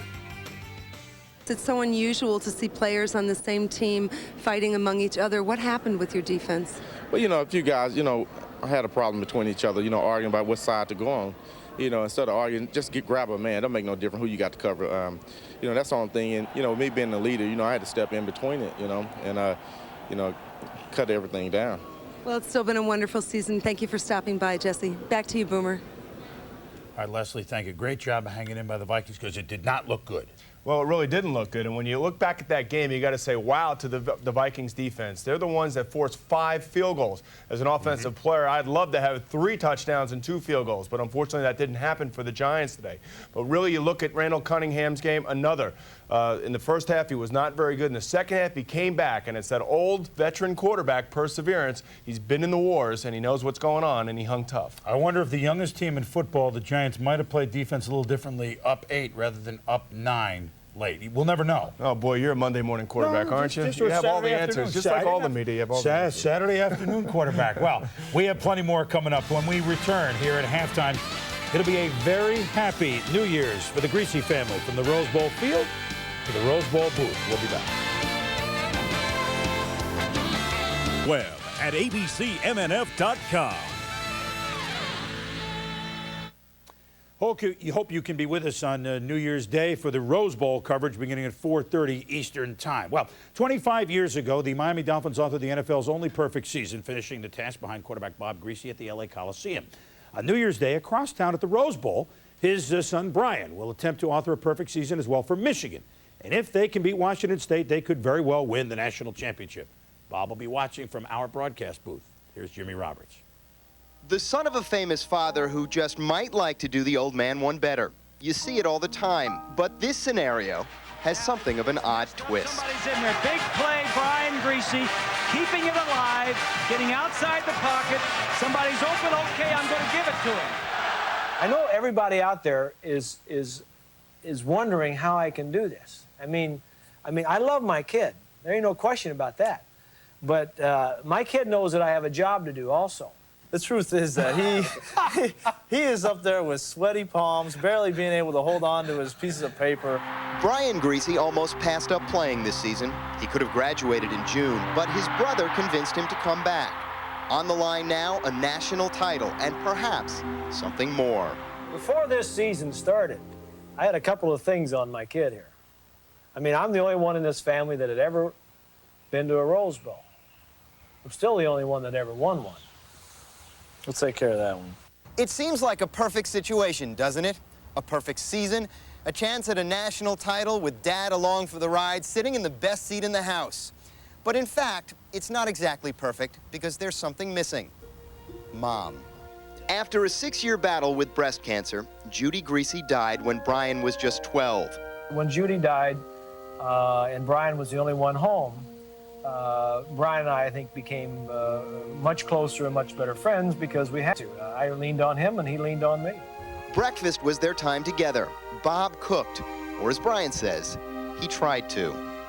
Everybody talks about the perfect season and the Miami Dolphins 17-0 and how much of a perfectionist he is. So when I would come out and the eggs were broken and running all over the plate, you know, I would be like, well, come on. That was in the early days. This is how they are. They spar about what's serious and what's superficial. Sometimes it's hard to tell the difference. It's obviously not really a rivalry between Michigan and Purdue because Michigan always wins. So. When I was there, we beat them all 3 years. But you never won the Big Ten championship, did you? Oh, boy! Those terrible times when Bob burnt the toast and butchered the eggs left a loving imprint, more meaningful than a game they both love, a position they both share, or perfect championship seasons, which in the public eye might connect them. More than anything else, we got along together because we depended on each other. He's my best friend without a doubt. Rose Bowl on New Year's Day. Well, Dennis Green's Vikings came back. What does Tom Coughlin tell the Jaguars down 21-7 at halftime? Well, I'll tell you what. Tom Coughlin's saying, look, we scored points right at the end of the game. Don't worry, at the end of the half, don't worry about it. Let's calm down. They have big play personnel there. They can make it happen. This game is not over for a long shot. Will it be deja vu all over again? 21-7, Denver at the half. Has been brought to you by Lexus in the new faster, sleeker, meaner GS. We'll be back with the second half kickoff after this message from the NFL and a word from our ABC stations. And we're back in Denver. Al Michaels, Frank Gifford, Dan Deerdorf, and Lynn Swan at Mile High Stadium. John Elway is loosening up, but Mark Brunell will get the ball first because Jacksonville to receive and Jason Elam to kick off. And a floating short kick taken at the 16-yard line by Reggie Barlow. Straight up the middle into Denver territory. And the second half begins with a big run back forced out by Tim McKyer. And down at one point 21-0 and now 21-7. And with their personnel, and Tom Coughlin doesn't look like he's necessarily a happy man, but he's so intense and so into it that this team with a ton of time and the right people to make things happen. Great field position. I think they have all the confidence. I don't think they were shaken up by the fact they got down 21-0 because they knew they could come back. They talked about it yesterday. They maybe would get down. Denver does that and they get off to great starts, and here they are. 58-yard run back. And out of the I formation. And it's Natron Means, and it's a good time to go back to the running game and bring it inside the 25 to the 23-yard line. Yeah, in reality, for Tom Coughlin right now, he's got to treat this as a nothing ball game. He can't act like he's 14 points behind. And just, again, the score reflects the complete domination by the Denver Broncos. 246 yards of offense at one half is just super. Second down and 6, and the Jaguars, because they were trailing early, only 18 yards on the ground. But now Natron Means with his second run takes it to the 20-yard line. It'll be third down and 3. And Denver has had problems during the course of the year handling big backs. And you're right, if I'm Chris Palmer, I keep coming at them here with Natron Means. They only have to cover 20 yards here, and you saw that yardage disparity. They've only got to cover 20 yards here to make this a one-touchdown football game. That's more than anybody who's rooting for Jacksonville could ask for. big third down play, 3rd and 3 at the 20-yard line. Blitz. Brunell throws, but the pass is incomplete. Would have been short anyway had McCardell been able to hold on. It was short. He couldn't handle it. And now what will Jacksonville do? They leave Mark Brunell on the field on 4th down. Now they rethink it, and out comes the kicking unit. For a moment, well, I think Tom thought about going for it, changed his mind. And it was a good decision. Mike Hollis, he'll go to the Pro Bowl.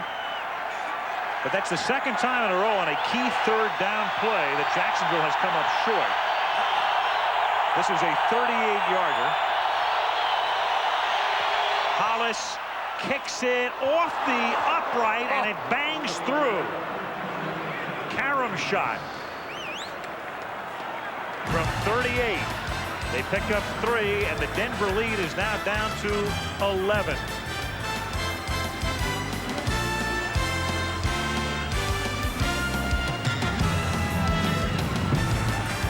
Vaughn Hebron back to receive the kick for the Denver Broncos as they get the ball for the first time in the 2nd half. 13:33 left in the 3rd.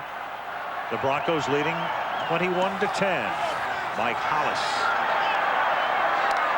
Hebron drops it at the 1 and picks it up at the 3.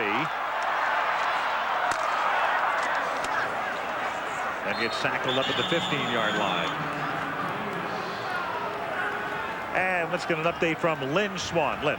Well, Al, I talked to Tom Coughlin as he came out for the 2nd half, and he said in the 1st half, his entire team, offensively and defensively, were unsettled. He said they weren't into that game. He said he wished he could take back a couple of plays that were called. He should have run the ball a little bit more. He said coming out in the 2nd half, they're going to try and do the things that were successful for them on the touchdown drive. The short passes, he believes Mark can throw the ball deep down the field, even with the wind. Al? All right, a promising beginning, Lynn, to that first drive, but it ended with a field goal. And now Davis picks up where he leaves off in the first half up to the 22-yard line on his 22nd rush of the afternoon. Yeah, what a shocking turn of developments that they'd handed off to Terrell Davis. Well, you know that the defensive unit for Jacksonville, and Dan and Al, talked about different ways to stop Terrell Davis, and you got to fill every gap with this guy, or you're not going to stop. And you know that was their prime consideration when they came back out. For him on the very first play to rip off 7 yards, that's got to hurt. Well, they have got to walk Travis Davis up to the line of scrimmage. They have got to get their safeties involved, and of course that leaves them open to the play action. Davis picks up the first down, 5 more yards, now has 95 on the afternoon. First down. This wild card playoff game is being brought to you by Lay's. Make your lunch special with Lay's. Nissan, who reminds you that life is a journey. Enjoy the ride. And Miller Lite, now official beer sponsor of the NFL. Dick Duran has no choice now but to put at least 8. And in that last play, he had 9 people relatively close to the line of scrimmage. At some point in time, John Elway has got to test the deep post off of play action. Free play for John. Yep. As it was Brian Schwartz coming across the line.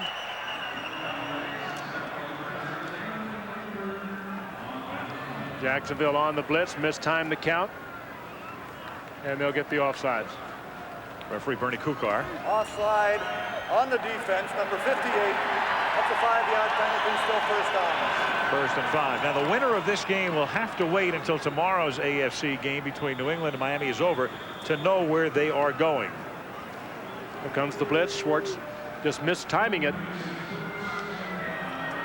Winner of this game will either go to Pittsburgh or Kansas City. If Miami wins tomorrow, the winner of this game will go to Pittsburgh. Otherwise, if New England wins, they go to KC. Elway throws, and Sharp can't one-handed. He was covered by the linebacker, Kevin Hardy. Well, he was covered well. It made John put him in a position of having to throw the perfect pass rather than risk the interception. And Kevin Hardy had pretty good coverage on Sharp, who is still not caught a football today. And it's really a matchup that, you know, Mike Shanahan and Gary Kubiak wanted. Love it. Shannon Sharp locked up in man coverage all the way with Hardy. Now look at Hardy. He's right there forcing John to throw the perfect pass if he's going to get a completion. And he lost his shoe. Sharp threw a shoe on the play and comes out now, and Dwayne Carswell comes in. 2nd down and 5. Shoeless Shannon Sharp. Yes. Terrell Davis with his shoes on and everything else working in full and good order today to the 39-yard line. Big play off a blitz defense. Once again, Denver blocking it out really well. And we have a Jaguar slow getting up.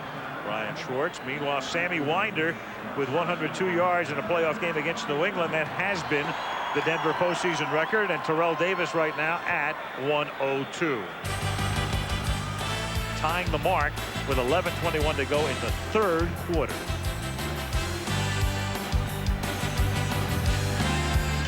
NFL Playoff Act brought to you by Prudential. Just one team has beaten the same opponent on the road in postseason play in consecutive years. Washington at Chicago in '86 and '87. That's something the Jaguars are trying to accomplish today. And in '87, as Brian Schwartz is okay, and he's off for this play, and so is Clyde Simmons. In '87, the Skins went on to win the Super Bowl. Now Elway on 1st and 10 throws. Caught by Sharp, who's been pretty quiet to this point today. That's his first catch. Skins went on to win that Super Bowl by beating Denver. Yep. After Denver had a 10-0 lead. Super Bowl 22, I believe, right at the then Jack Murphy Stadium in San Diego. This ball delivered to Shannon Sharp. It only picked up about 4 yards on the play, but after it was over, John Elway walked over to him, and they both kind of high-fived it. I think they realize they've got something started now. That's his first reception. 2nd down and 4. Davis to the 47, setting up a 3rd and 2. Payne and Robinson converge on the tackle. Shannon Sharp, the leading receiver for the Broncos. And it makes sense that Jacksonville has tried to take him out of the game, but they've gone back to covering him with a linebacker, and I got a feeling we're going to see a lot of him here in the second half.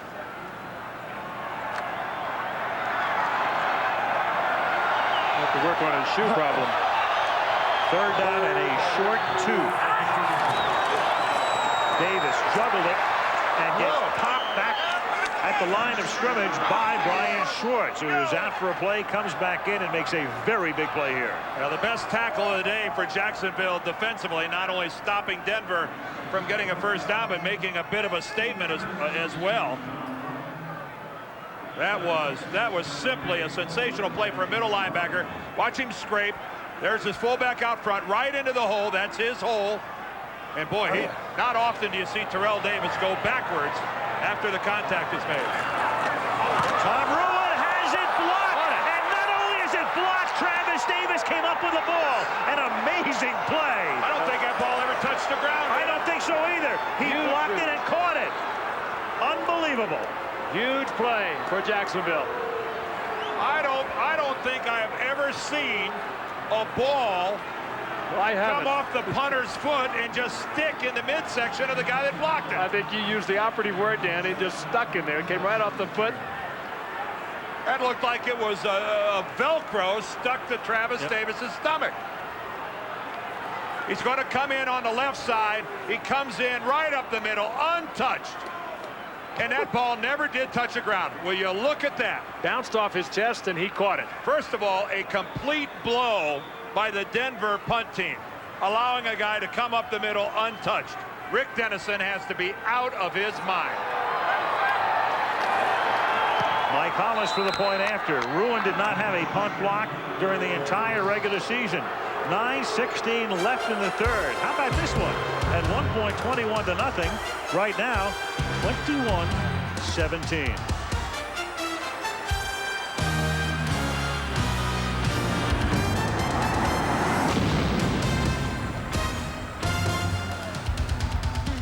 Sticks to Travis Davis. It's going to bounce off the right forearm right there of punter Tom Ruin, right back to Travis Davis. So that was a very fortunate deflection off the forearm of Ruin right back to Davis, but still horrible blocking by Denver up front to let Davis run loose up the middle. Hollis's kickoff. Hebron from the 3-yard line. And Vaughn Hebron reignites the Broncos. Out of bounds at the Jaguar 45. Hebron was questionable before today's game. They made him come out and run sprints 2 hours before the game to determine whether he was even going to suit up or not. Two key special teams plays here in the third quarter. Another look at the blocked punt by Travis Davis. Bruin never had a chance. You can't do much about a guy that comes up the middle completely untouched. And in a game where they are being dominated in so many respects, Jacksonville only less than a touchdown behind. This is some turnaround. 51-yard run back. Elway throws. And it will be 2nd and 10, intended for Rod Smith. Of late, one of Jacksonville's problems has been, coming down the stretch in the regular season, coverage on kickoffs. And Denver's problem has been blowing leads, having leads. And you can't tell me that every guy in a Denver uniform right now doesn't have some nagging doubt about what the heck is going on out here. Leads against the 49ers, against the Steelers, against the Chiefs.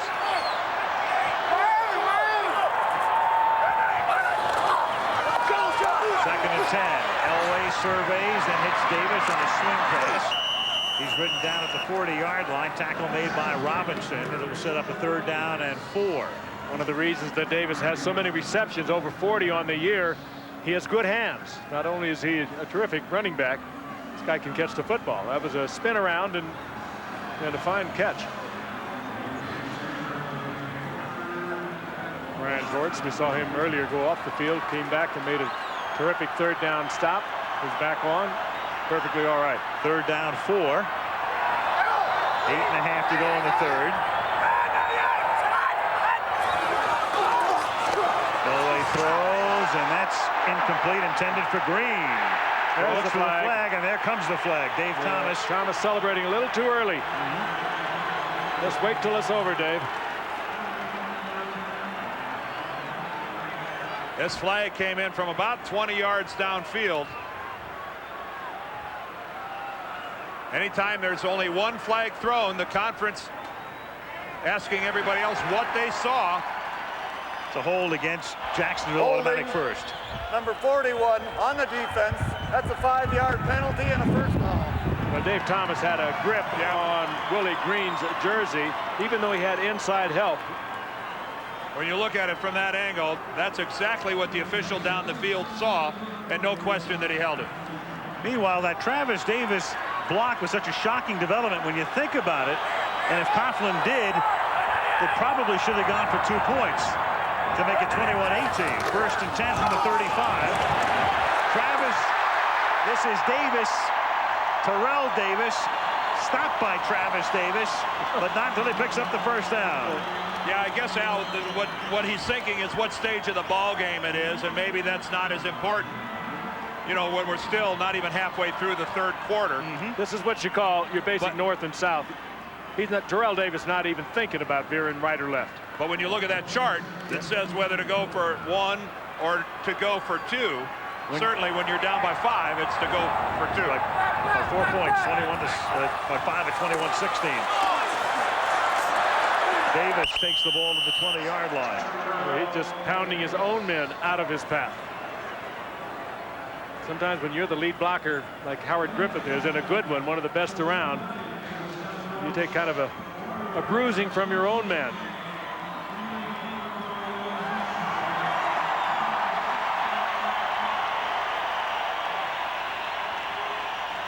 Eddie Robinson with a face mask in on Terrell Davis that goes unflagged. Going to be 2nd down and 6, and Bernie Kukar is signaling for a momentary timeout while they fix the chain.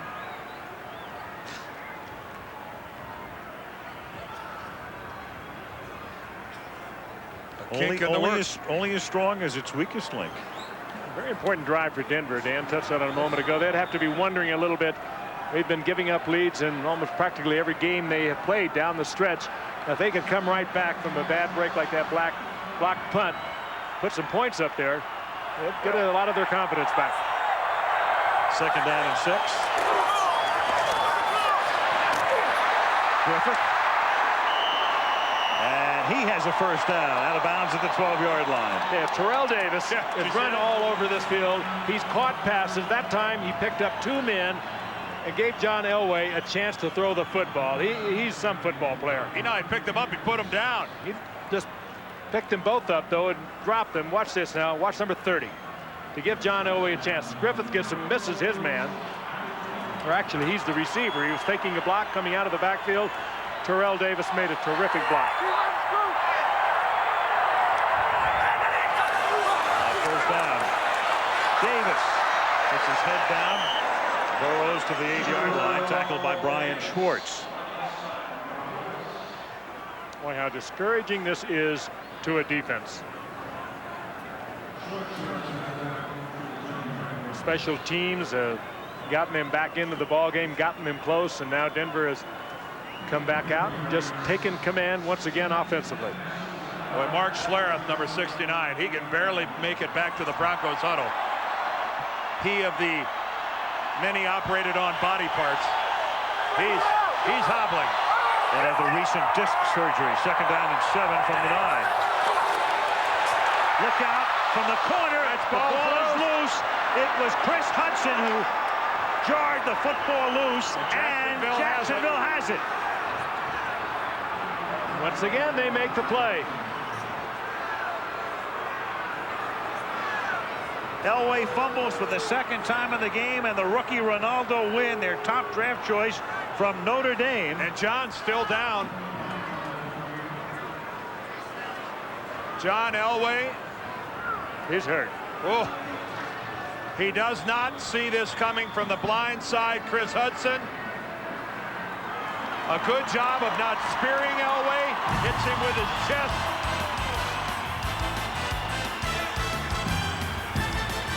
And Elway up and walking off.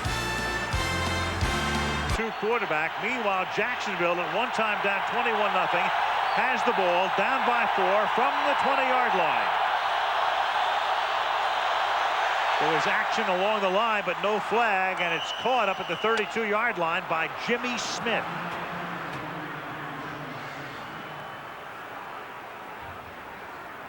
Jimmy Smith and Keenan McCardell, a great tandem, 2 years running now. Ray Crockett almost got there, went for the interception. He was kind of slow getting up. I don't know whether the offensive people upstairs for Jacksonville saw that, but he was a little wobbly. That Elway fumble was the first turnover of the game. Natron Means now slips a tackle in the backfield, and Means bulls his way to the 47-yard line. Braxton and Romanowski combined to stop him. Remember last year, 140 yards for Natron Means in this game. Missed tackles. Darian Gordon had a shot at him. You don't take him down low. Not if you're the size of Darian Gordon. No, but you saw that was a good job by Means of finishing that run. He finished it by knocking 2 Denver guys over backwards. 14-yard run. Brunell over the middle, wide open over the middle was Damon Jones, the rookie tight end to the 16-yard line. A kid out of Southern Illinois who scored a touchdown last week at Oakland. And little or no pass rush on the part of Denver. Brunell would look from one receiver to another until finally Damon Jones came open. A worried look of head coach Mike Shanahan. Worried and shocked. Look at this protection. And Jones wide open. From the 16-yard line. Brunell changing it at the line of scrimmage. Still has a lot of time on the play clock and then fumbles the ball. And the Denver Broncos, Alan Aldridge comes up with it. Do you believe this? Fumble exchange. That's what's hard to understand. This is no blindside sack. Oh, mistakes like that in a playoff game. Dave Weidel, the snapper, the center, a former Bronco. Well, the snap appears to hit Mark Brunell right in the hands. Brunell didn't appear to be ready for it. And Weidel didn't have a difficult line to the man he was going to block. Just almost straight ahead. I'm wondering if that snap was early. I'm wondering if that was early because it didn't look like the entire Jacksonville offensive line was getting off on the ball. And that would mean Brunell was not ready for it. It didn't look like Mark Brunell was prepared for that snap. They had changed the play, and Wydell may have blown the snap count. From the 16-yard line, Elway in the game, back in the game, and it's Griffith. And he's taken down by Kevin Hardy. And that ball's on the ground. Jaguars did look confused before the play, or at least listening to Brunell, and then the confusion developed. Remember, right before we pick it up here, he's changed the play. Now let's watch the look, get off. They're all changing it along the line of scrimmage now. But let's look at the other offensive linemen. Do they get off on the snap? Well, Wydell even turned, I think, to Brunell. No, that was an early snap. His right guard, Tilsky, Searcy, the right tackle, still down in their stance. No question. After the ball was snapped. Second down and 9 from the 17-yard line. Blitz is picked up beautifully. Catch is made by McCaffrey. He gets wrestled down at the 26, a little short of the first down. He was wrestling for that first, but it appears to be third down and inches. McCaffrey stretched for it, all 6'5" of him, but he comes up a little bit short, I believe. Again, Denver picking up the blitz, giving Elway time to throw the football. And we have been told Elway just had the wind knocked out of him momentarily, and he's fine. They'll bring the sticks out. But a good pickup on the part of the offensive line. McCaffrey now battles. He knows where he has to go for the first down, and he comes up a little short. 3rd and 6 inches. What do you think John's getting in his ear right now? Number 30. Be pretty surprising if it wasn't. Earlier in his career, maybe a quarterback sneak. John's big, 6'3", 215. But when you got a Terrell Davis, you want to put the football in his hands. Clock starts again, 2:40 left in the 3rd. Broncos up by 4.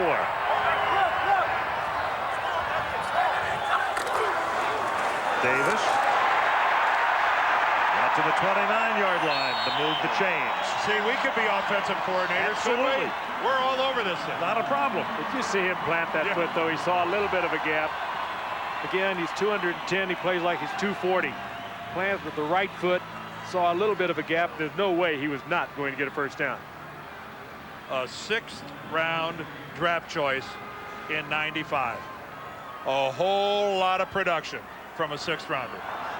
He's not as pretty as Barry Sanders to watch run, but he is certainly one effective running back. Detron Smith is in at fullback, and he'll lead the way for Davis.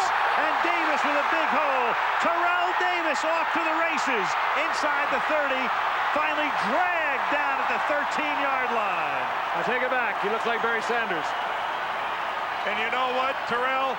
Just stay there for a while. You got a right to be tired. Detron Smith, who's playing in place of the dinged Howard Griffith, the backup fullback with the block to spring him. 59 yards. And Davis deserves the break.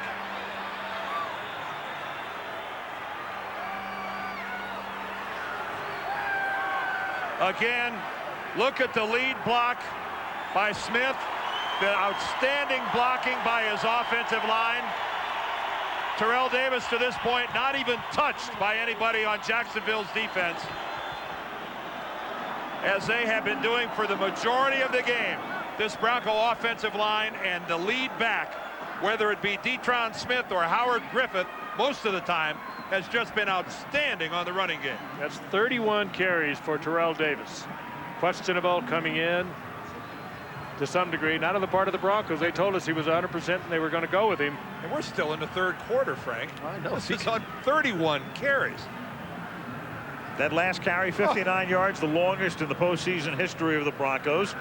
Broke his own mark, 47, last year against the Jaguars. You know, the cardiovascular conditioning and shape that you have to be in to handle the ball 35 times at a mile altitude in not even 3/4 of football. This is a remarkable physical performance by Terrell Davis here today. And it's not the proverbial mile, it's exactly 5,280 feet from the 13-yard line. That's motion on the Broncos. Detron Smith. Flag down.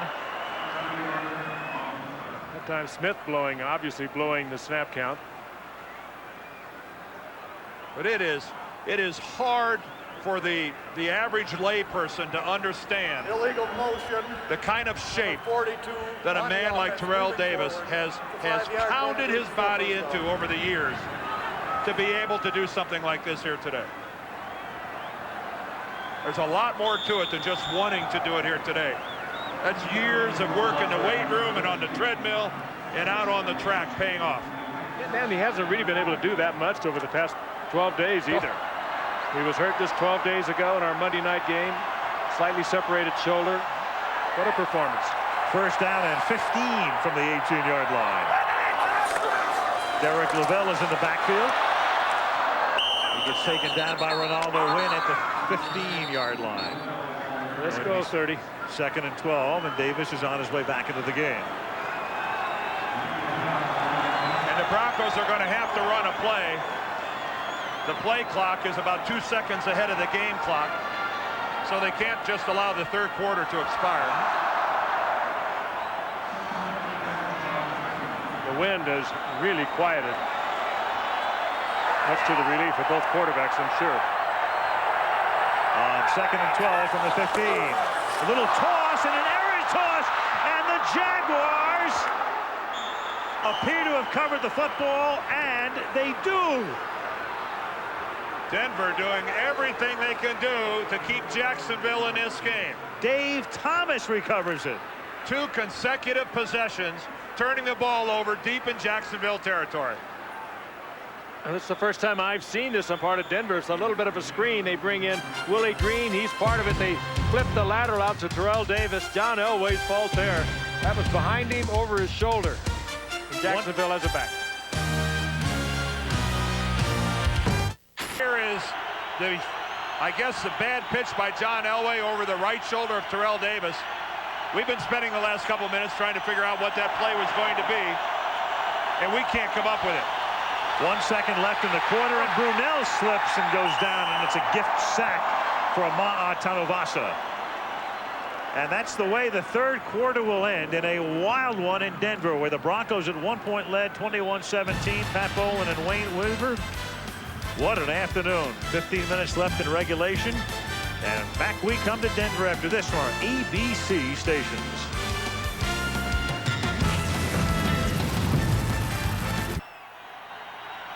Tonight on ABC, the movie Oh God with George Burns and John Denver, and then the practice in prime time tonight right here on ABC.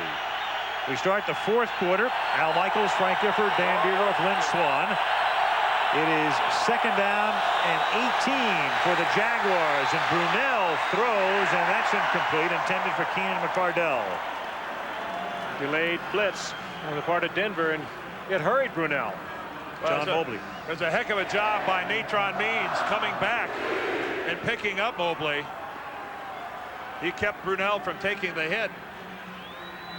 Denver fans, Denver players have to remember the fourth quarter last year. An 8-minute and 32-second drive by Brunell and these Jaguars that put them up by 10 in the fourth quarter and really sealed that game. Third and 18 from the gun. They have to get to the 36 to convert. The catch made at the 25 of McCardell. Tackled there, 4th and 11. That's a smart call. Hopefully you're going to be able to break a tackle if you're a Jaguar player. But you don't do anything risky going for all of it. Get it picked off. You're well in this game. You got a lot of time left. You're 4 points down. Good safe call. Get the completion. Hope you can get the run afterwards. If they don't, they'll have to punt. But it's safe. Brian Barker to punt. Darian Gordon to return it. Low, bad kick, but a very good Jacksonville bounce. Another flag all the way across the field, I think. At the Is that a flag? yard, I can't tell. It's a flag. It's at the 27-yard line. It's a flag. My eyes aren't that good. It's at the line of scrimmage. Ineligible man downfield against well, they don't want that over. Jacksonville. I wouldn't think, would they? It's going to make them kick again. Well, it ended up being a heck of a net on the punt. because of the lack of a return. 46 yards. Yeah. Ineligible member of the kicking team, number 57, downfield. That's a 5-yard penalty, still 4th down. Well, they'll see if they made a wise decision. Well, with a 46-yard net and Darian Gordon as your return guy, you got to make him kick again. Right. Larry Pasquale, the special teams coach, trying to explain to his head coach. You persuaded me with the Gordon factor. That's right. 3 returns for touchdowns this year by Darian Gordon. But the ball travels a long way here. Barker's kick is another wobbly kick. The wind holds it up, and a good break for Denver. What a great decision. Immediately at the 47 by Rich Griffith. So Denver takes over in Jacksonville territory, up by 4. Great decision. On ABC, the CompUSA Florida Citrus Bowl. That's Florida against Penn State at 1 Eastern. Rose Bowl, Michigan and Washington State, the big one from Pasadena. Then at night, the Nokia Sugar Bowl, Florida State and Ohio State, all coming up. And then on February 1st, we'll be in Honolulu for the Pro Bowl to wrap up the season. Denver at the 48 of Jacksonville, and Derek LaVille is in the backfield. Elway slings one, caught by Sharp, and out of bounds at the 26-yard line. Oh, what a beautiful pass by John Elway. What a great touch. He had to throw over linebacker Kevin Hardy, getting the ball to Sharp in front of the defensive back, and he had the perfect touch. And again, great protection for John. Watch him break out. Now he picks up coverage underneath in the form of Kevin Hardy. You don't see him right there. He also had the strong safety coming over, and Dave Thomas. A great touch by Elway. There it is. A good look. First down of the 25. LaVille is the tailback. Detron Smith is the fullback. Derek LaVille through the middle with a big hole. Inside the 15 and the 10. Touchdown Broncos. Well, the 2 previous drives, Denver didn't finish. They moved into Jacksonville territory. They made a mistake. This time, they finished big. Terrell Davis, we're being told, is in the Denver locker room. And in his absence, Derek LaVille gets it done.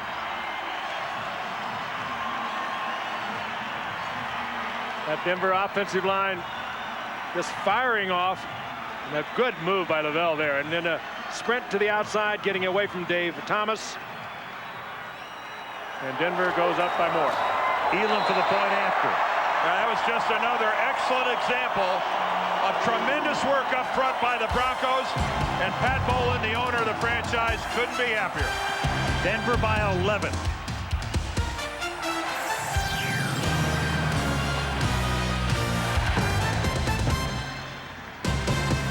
Aerial photography being provided by Goodyear. Great shot right there, Mile High Stadium downtown in the background. And the Denver Broncos trying to advance in the AFC playoffs, now up by 11 as Elam kicks off. Some confusion as to who is going to haul it in, and Mike Logan takes it and brings it back to the 20-yard line. Meanwhile, Terrell Davis in the locker room. They're telling us bruised ribs. He had that long run. Here was the end of that long run. Then he did come back in for one play. After that, the fumble. He lands right on the football. Looked like he landed with the football. He just came down directly on top of it. And that happens more frequently than you might think for running backs. And his return is questionable. He did come back in, though, as you say, Al, and felt that he was available to keep going. In the meantime, LaVelle runs for the touchdown. From the 20-yard line, first down for the Jaguars. Natron Means nowhere. Keith Traylor the first to hit him, and John Mobley second for Greg Robinson's defense. Well, this is where the Denver defense would like to step up. They have their ace running back in the locker room, off the field, and they need some defensive play.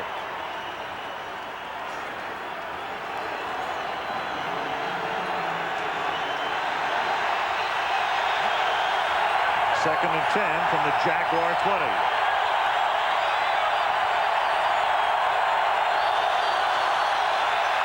Blitz, 7 men come, and the catch is made by McCardell at the 29-yard line. And I think they're going to give him forward progress across the 30 and a first down. Good pickup on the blitz. McCardell just driving Darian Gordon back. Gordon again playing way off and setting up in the perfect spot for the first down. And at this stage of the ball game, down by 11, these are the weapons that Mark Brunell has got to start using. Jimmy Smith and Keenan McCardell. Good use of the hands. And a great spot for Jacksonville. I'll tell you, about a yard. Yeah. He never got beyond the 30. And that's the difference between a 3rd and 1 and a first down. Yeah.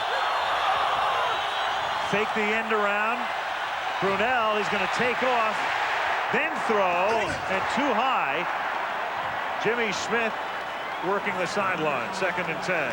Keith Traylor put the pressure on. This AFC wildcard game is being brought to you by Ford Explorer, because the world is too big to be left unexplored. Miller Lite, now official beer sponsor of the NFL. Circuit City, answers in every department, low prices all over the store. And Microsoft, where do you want to go today? One of these teams wants to go to Pittsburgh or Kansas City next week, and that's what they're playing for, advancement in the playoffs. That site to be determined after the Miami-New England game tomorrow. 2nd and 10. Brunell under pressure. Trevor Price got him, the rookie out of Clemson, who started his college career at Michigan, their #1 pick. Darian Gordon, who has been a little erratic in the last few games for the Broncos, made a terrific play on Jimmy Smith. That is where Mark Brunell wanted to go. Smith with a little out looking for a first down, and Darian Gordon was right with him.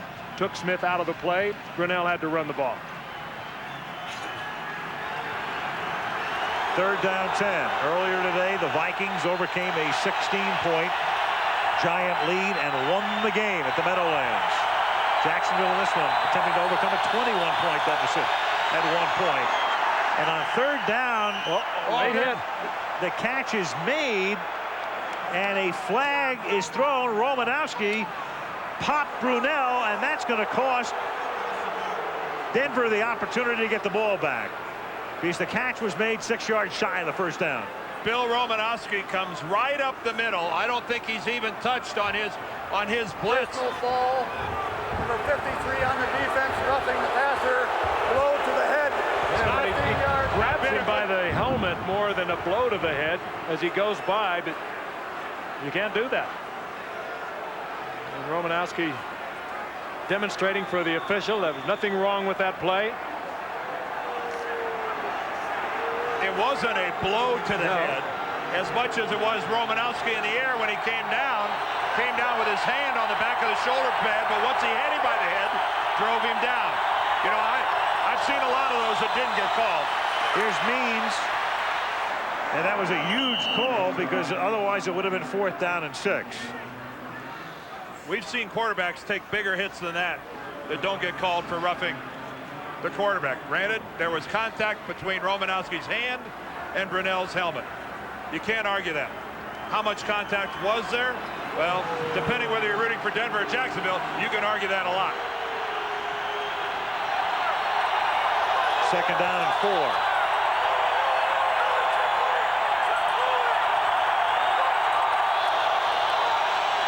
Short drop. Smith makes the catch. Forward progress at the 40. Good enough for a first down. And each time the Broncos show blitz, Brunell either goes quickly on a checkoff to Jimmy Smith, or he changes the play at the line of scrimmage. And they work against Darian Gordon. Let's take a look at that Romanowski call again. Nobody touched him coming up. Gets the left hand on the helmet. Well, I don't know. We've seen a lot worse. Boy, the hand came down as gently as it could on the back of Brunell's head. He just kind of threw him to the ground with it.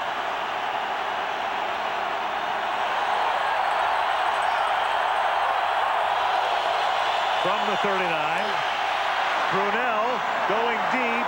Great coverage, though, and picked off in the end zone by Gordon. Gordon has been the target for Jacksonville all day long.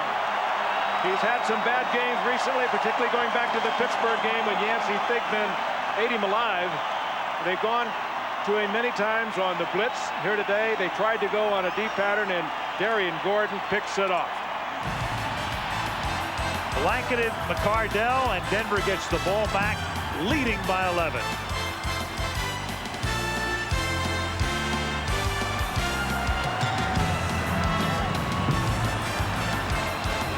Broncos leading 28-17. First down from the 20-yard line, and Shannon Sharp was in motion again.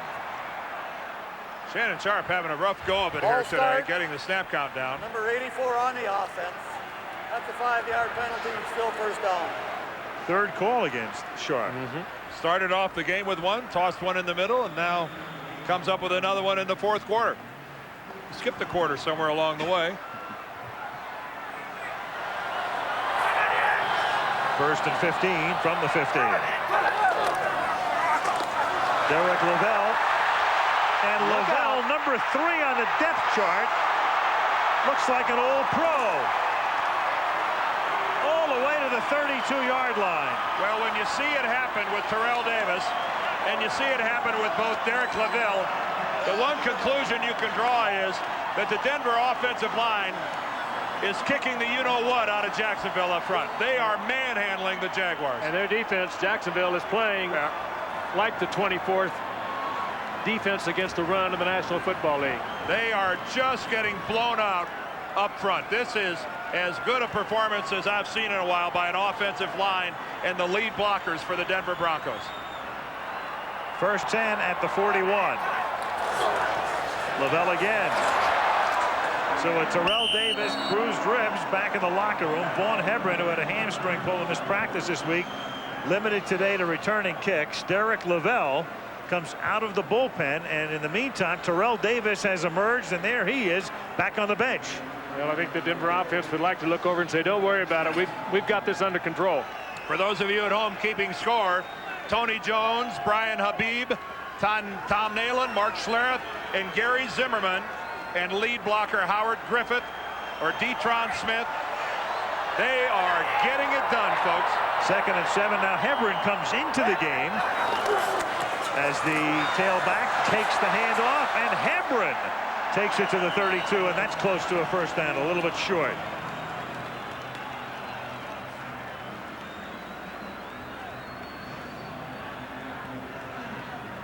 Halfway through the fourth quarter. Precious seconds ticking off for Jacksonville.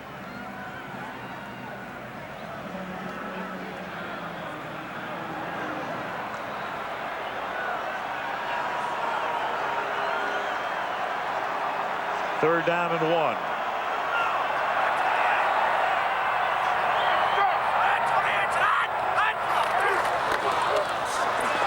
Hebron enough for the first down on the 31. And Elway now can be as masterful as you would expect somebody in his 15th year. Was a #1 draft choice to be.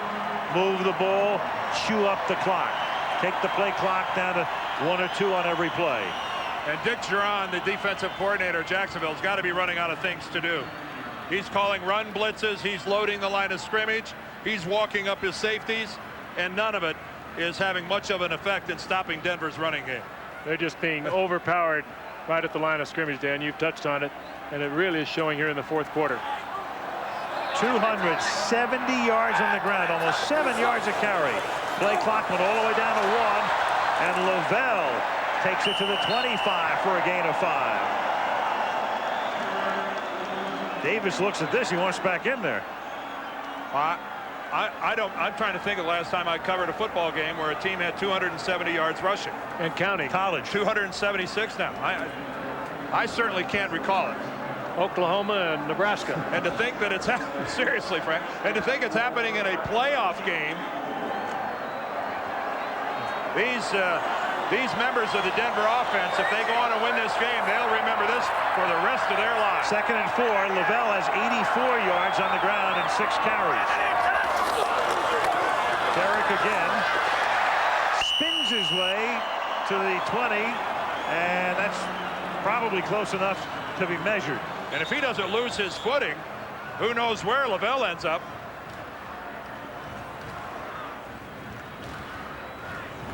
Not sure he got knocked down by anyone in a Jacksonville uniform as much as he spun and just lost his footing.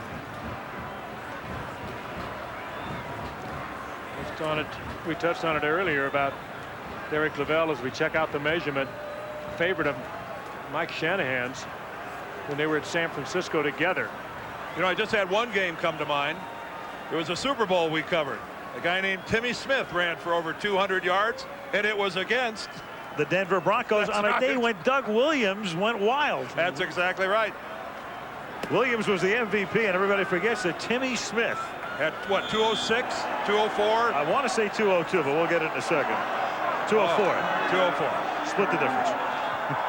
No, I said 204. Oh, okay. I said 206, 204. Well, Frank didn't check in. None of this splitting the difference. Third down and inches.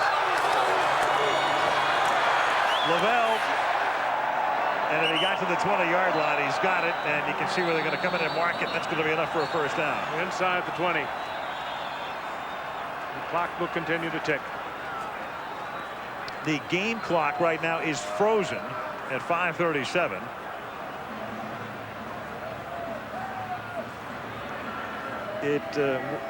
Kenny Wolf, our producer, is saying it should be about 4:57. They'll keep the time on the field in that case. Normally it works the other way. The home clock is running fast. Maybe they tried to speed it up, Dan. That's it. Maybe applied a little extra juice to it, and it popped the circuit. Now it's back clicking away at 4:27. Okay. Although the clock's not running, so they'll reset it. Right. Gives us a chance to tell you this wild card game is being brought to you by Ford Explorer, because the world is too big to be left unexplored. Miller Lite, now official beer sponsor of the NFL. Circuit City, answers in every department, low prices all over the store, and Microsoft, where do you want to go today? Tomorrow, Sunday, NFL Countdown on ESPN starts the day. NFL Primetime ends the day. 2 playoff games tomorrow, of course, with Detroit meeting Tampa Bay and New England facing Miami. And again, if New England wins that game, they would go to Pittsburgh, and the winner of this game would go to Kansas City. If Miami wins that game, Miami goes to Kansas City, and the winner of this game would go to Pittsburgh. I want to thank our offensive line down in the truck today. Kenny Wolf producing, Craig Janoff directing. All pro. All pros. All world. You guys have had 300 yards rushing today. As always, from the 29-yard line.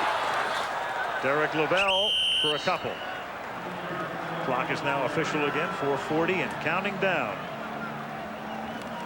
Broncos led at one point 21-0. Appeared to be on their way to a blowout. Jacksonville with 17 unanswered points, and were driving for what might have been a go-ahead touchdown. Lost the football, and Denver has tacked on a touchdown to go up again by 11. Elway having trouble hearing the play as is called in.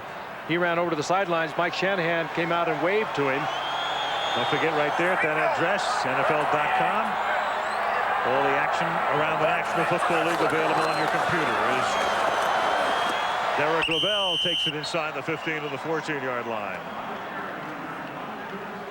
These two teams last year, when you think of last year's game, there was not a single turnover. There wasn't a turnover in the first half today, but there were 3 in the third quarter alone, and Tom Coughlin has to stop the clock right here, and then his defense has to stop the Broncos on what will be a 3rd down and 4. Jacksonville with 2 timeouts remaining now.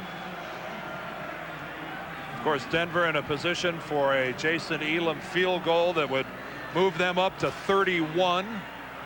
2 touchdown advantage over Jacksonville. Well, our producer, as always, finishing his 12th year on this package, is the one and only Ken Wolf. The great Craig Janoff has been at the console now for the last 10 seasons, and Joey Chavo has been there since day 1 of the package.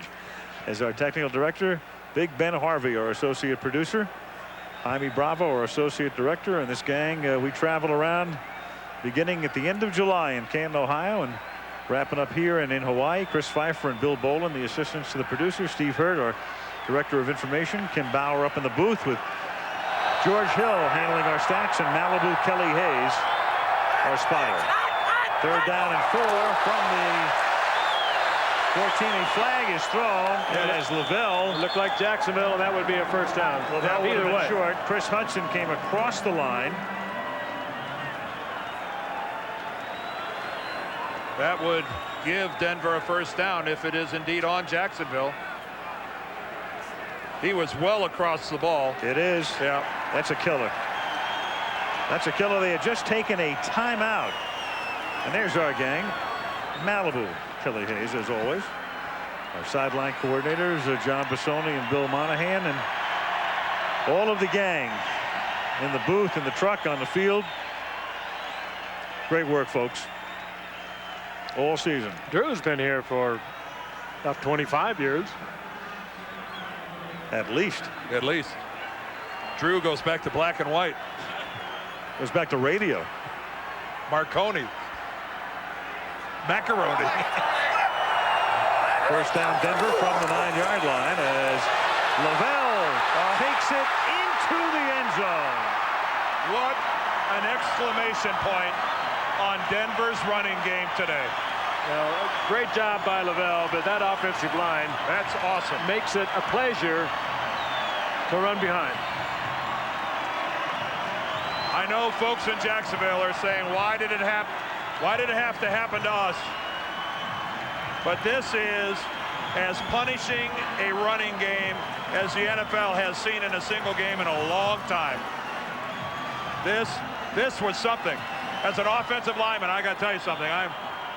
It's fun to watch. And again, we don't mean that as a slight to Jacksonville, but we just saw something a little bit historic. Well, historic is Lavelle with 103 yards.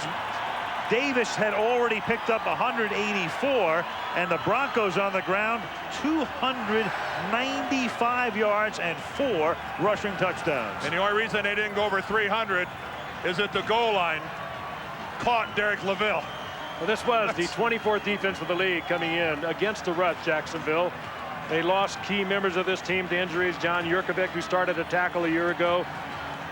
Don Davey started, a veteran defensive tackle a year ago. They were injured out of it. Kelvin Pritchard, they lost him, and they were going with a lot of kids today, and they just got blown away. Rushing yards in the game go all the way back to the Bears against the Redskins, 382 in 1940.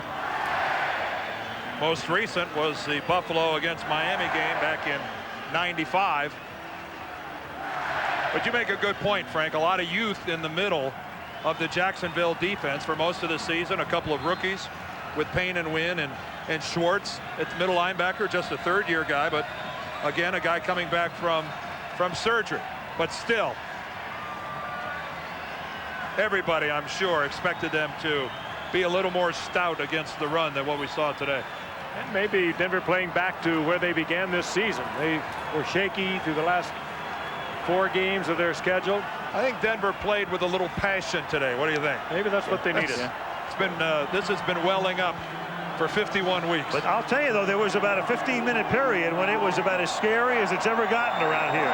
Because if they would have blown this game after leading 21-0, I mean, you think last year was tough. Yes. Whew. They would have been headed to the couch. And it was looking that way for a while. Little $200 an hour analysis. That may have been $1,000 an hour.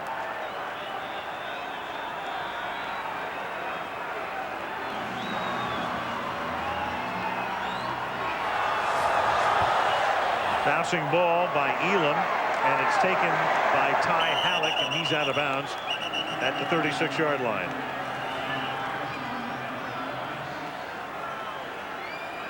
And we continue on our gang as we travel around the country with a group of about 70.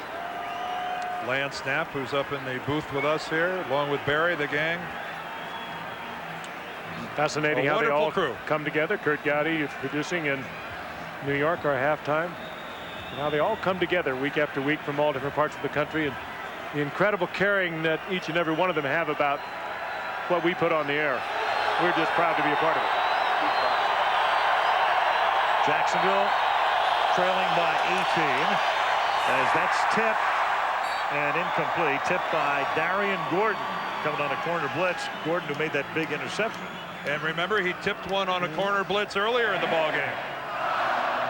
He's having a heck of a year. 4 interceptions, 1 for a touchdown, 3 punt returns for a touchdown, 1 interception, like I said, for a TD. And he wasn't the guy that was expected to start at the corner. That only happened when Torrey James went down in preseason, and he has really stepped up. Now Denver turns their attention to going to either Pittsburgh or Kansas City, two places where they've already lost this year. Second down and 10. Brunell hits McCardell up to the 42-yard line. And against two teams, Dan, where they had leads that they lost.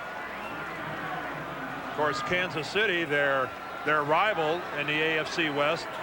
A great familiarity between the Broncos and the Chiefs. And what a year Kansas City has had, earning themselves the home field all the way through the AFC. And it's fourth down intended for Mitchell.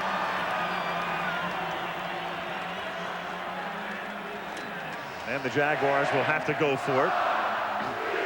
So you have to give this Jacksonville team a lot of credit here in the third year, 11-5, and an improving team.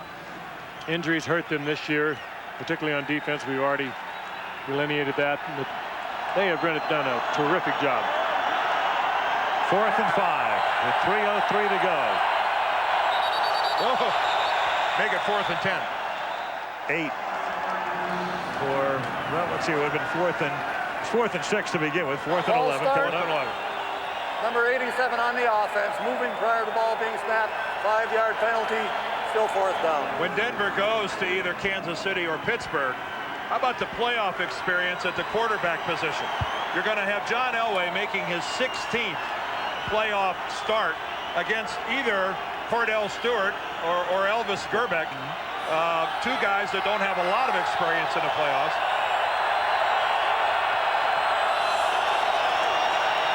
Fourth down, and that's the exclamation point provided by Gordon. Brunell knew he had no shot. Caught from the corner of the eye, Darian Gordon coming on the blitz. He knew he couldn't get away. Gordon having a heck of a day, and he was the target for Jacksonville coming in. Oh, there goes a flag over on the other side of the field is Neil Smith, and got into it with Dave Weidel. Drawing it away. Got into it with Dave Weidel, a former Bronco. He wasn't Smith's former teammate. No, he was not. He was gone before Neil got here. Neil giving the age-old pointing to the scoreboard, and that is the one thing a guy can do that it's tough to argue in this situation. And it's never forgotten. No, but let's try to be a gracious winner. Personal foul, unnecessary roughness, number 87 on the defense, 15-yard penalty, 1st down. You don't get many wide receivers that get called for unnecessary roughness. Keenan McCardell. He's still exercised.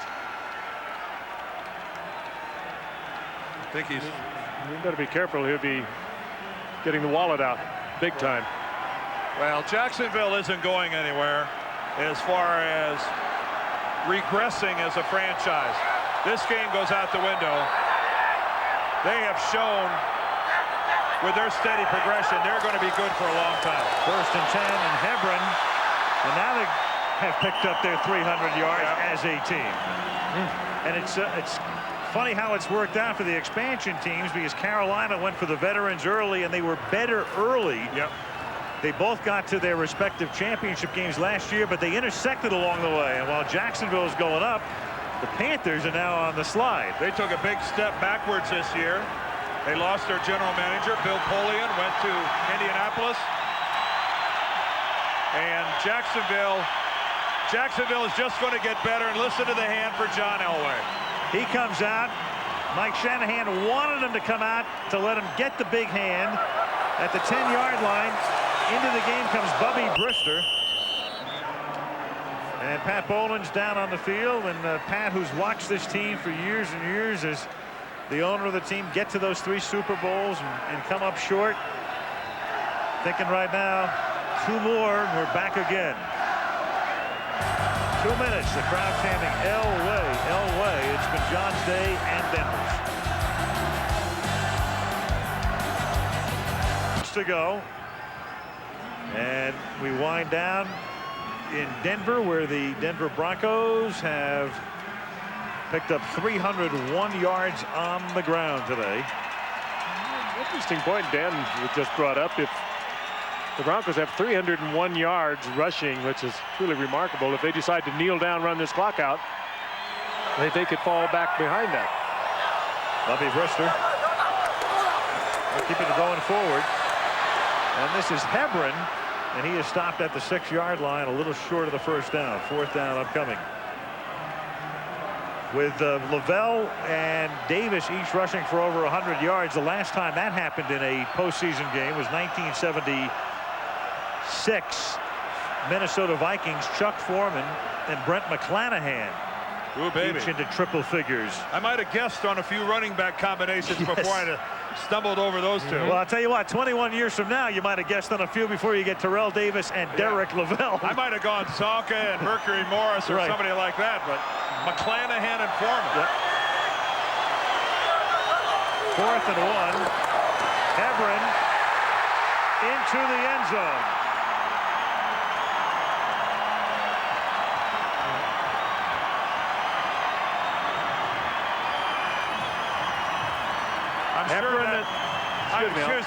I'm sure that didn't sit too well in Jacksonville, but you know what? You got to let your players play. Yeah, well, I have a feeling if it was like 2nd down and out of timeouts, that was a 4th down play, so you give it back. Yep. You know, you got to keep playing. Yep. Capped quite a day for Hebron, who again was questionable all week with a hamstring, didn't work out. They actually worked him out before the game here today. Elam for the point after. That's 5 rushing touchdowns today. And they've spread it around. Davis with 2, Lavelle with 2, Hebron with 1. You know, going into this game, I was thinking that the Broncos might have done too much talking, that they might have put too much emphasis on this ball game. And again, look at those rushing totals. 310 yards for the Denver Broncos, 42-17. Just everything that everybody in the state of Colorado dreamed about happening when the Jaguars. But to get back to I thought that they might have put so much pressure on themselves by focusing so much on this game. Yeah, I think that's young John Elway. He's 8 years old and he's quite a kid. Plays quarterback in Little League here in Denver. And no, talk about pressure. Talk about pressure. Jason Elam back for Jacksonville. The Elway family has handled it very well. Now a quarterback for the Pee Wee team, number 7, John Elway Jr. This is Mike Logan. He's looking to get rid of the football. Nobody wants it. You know, Mike, you ought to think about running with it. Well, then he goes to Damon Jones, the tight end. That worked out well. Whatever happened to being in the open and taking off with the football?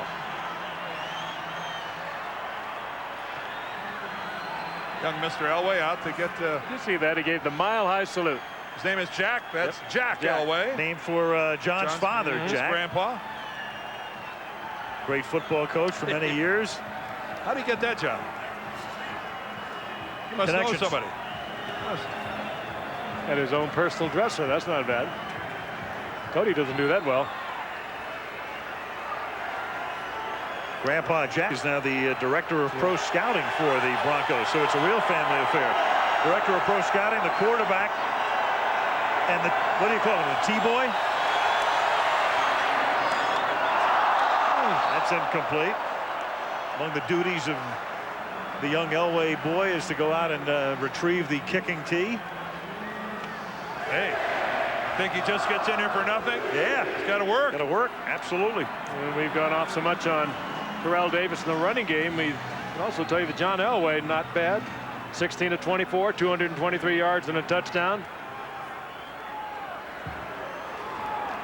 This game won't be the same someday without him. Oh, 2nd and 10. Don't even talk about it. Caught by McCardell, steps out of bounds. There are rare players that impact on this game that we all love so well, like John Elway. Well, think about it. Well, I'll be in Canton when he goes in. I won't miss that. Hopefully, we'll be doing the game. Yeah, he'll be there. That's right. Third down. Where's the question mark? And 2. And James Stewart picks up the first down. It's a strange game, though, because about an hour and 15 minutes ago, Elway was hurt. They were attending to him on the field. He had fumbled the ball. A 21-0 lead had become 21-17. He was being worked on the bench. Jacksonville was driving the other way. Right. And now you look at this final score, Al, and you think, whoa, what would have happened if Denver wouldn't have turned it over twice deep in Jacksonville territory? And number 30 would not be on the bench if those ribs were ailing too much. I think he will be 100% for his travels next week. Maybe if there was a very key play in this game, it would be the Wydell snap to Brunell, which summarily ended that drive on which Jacksonville could have taken the lead. Yeah, you're right, Al. Or else, if it wasn't that, it was the first time that they handed it to Terrell Davis. Yes, which was the first play of the game. And the irony of that, Wydell being a former Bronco.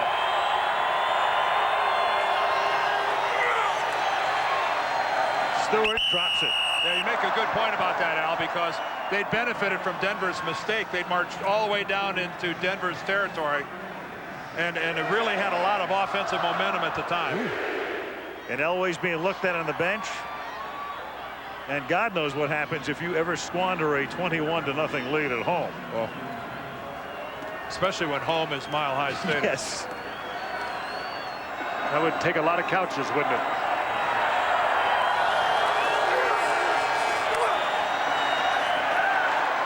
I'm not sure the Denver writers or radio shows would ever get over it.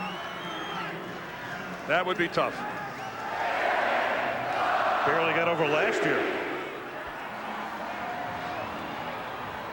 Again, the winner of this game, the Denver Broncos, will wait. If Miami wins tomorrow, Denver goes to Pittsburgh. If New England wins tomorrow, then Denver matches up against Kansas City, a team they knocked off as Mike Shanahan accepts congratulations. On 3rd down and 10.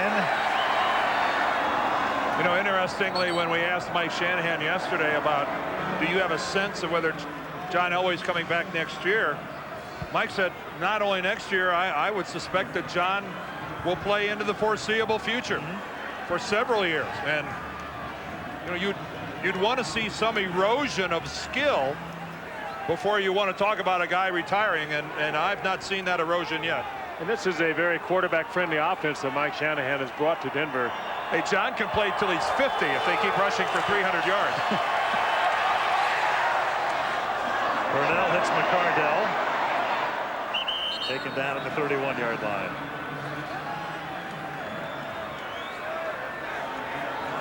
In the waning seconds of the game, if Denver goes to Kansas City, they already beat them here on opening day, lost to them on the Stoyanovich field goal in the other regular season game at the end, and Stewart makes the catch, barring a penalty. This will do it, and the game ends at the 5-yard line. The Jaguars threw a scare into them, a big scare at one point. But the Broncos strong at the start, strong at the finish. And on they go in the AFC playoffs. The final score from Mile High Stadium, the Denver Broncos 42 and the Jacksonville Jaguars 17. Back in a minute. By Terrell Davis as the guy sit upstairs. Your conditioning and stamina, 31 carries, 184, 2 touchdowns. How did you do that with that shoulder? Had to bother you a little bit. Well, what I tried to do all week was to come into this game and not to think about it. I told myself that, you know, I can play with a little pain, and to come into a game like this is a playoff game. I had to come here and not think about a shoulder like this and just play all out because, you know, this could have been our last game. You move on to the next ball game, but tell us about your ribs. My ribs are a little sore right now, but they're going to go back and take them to X-ray and make sure that there's nothing broken. Right now, they said that it was a torn cartilage or something like that, but I think I'll be fine. Okay, now, terrific performance. We thank you. And revenge a factor in this ball game, Terrell? No, I think we wanted to come out and just show everybody that we can play ball. And, you know, last year it was kind of upsetting for us to go home early. But right now I feel sweet, to be honest with you. Very sweet. Yeah, no doubt. Congratulations. Thank you, Len. Appreciate it.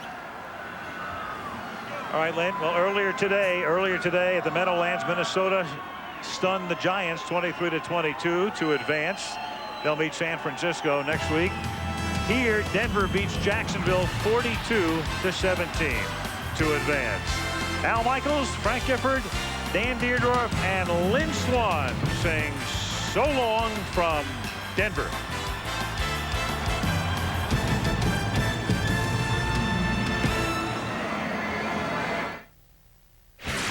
Tomorrow on ABC Sports, it's the ladies versus the men.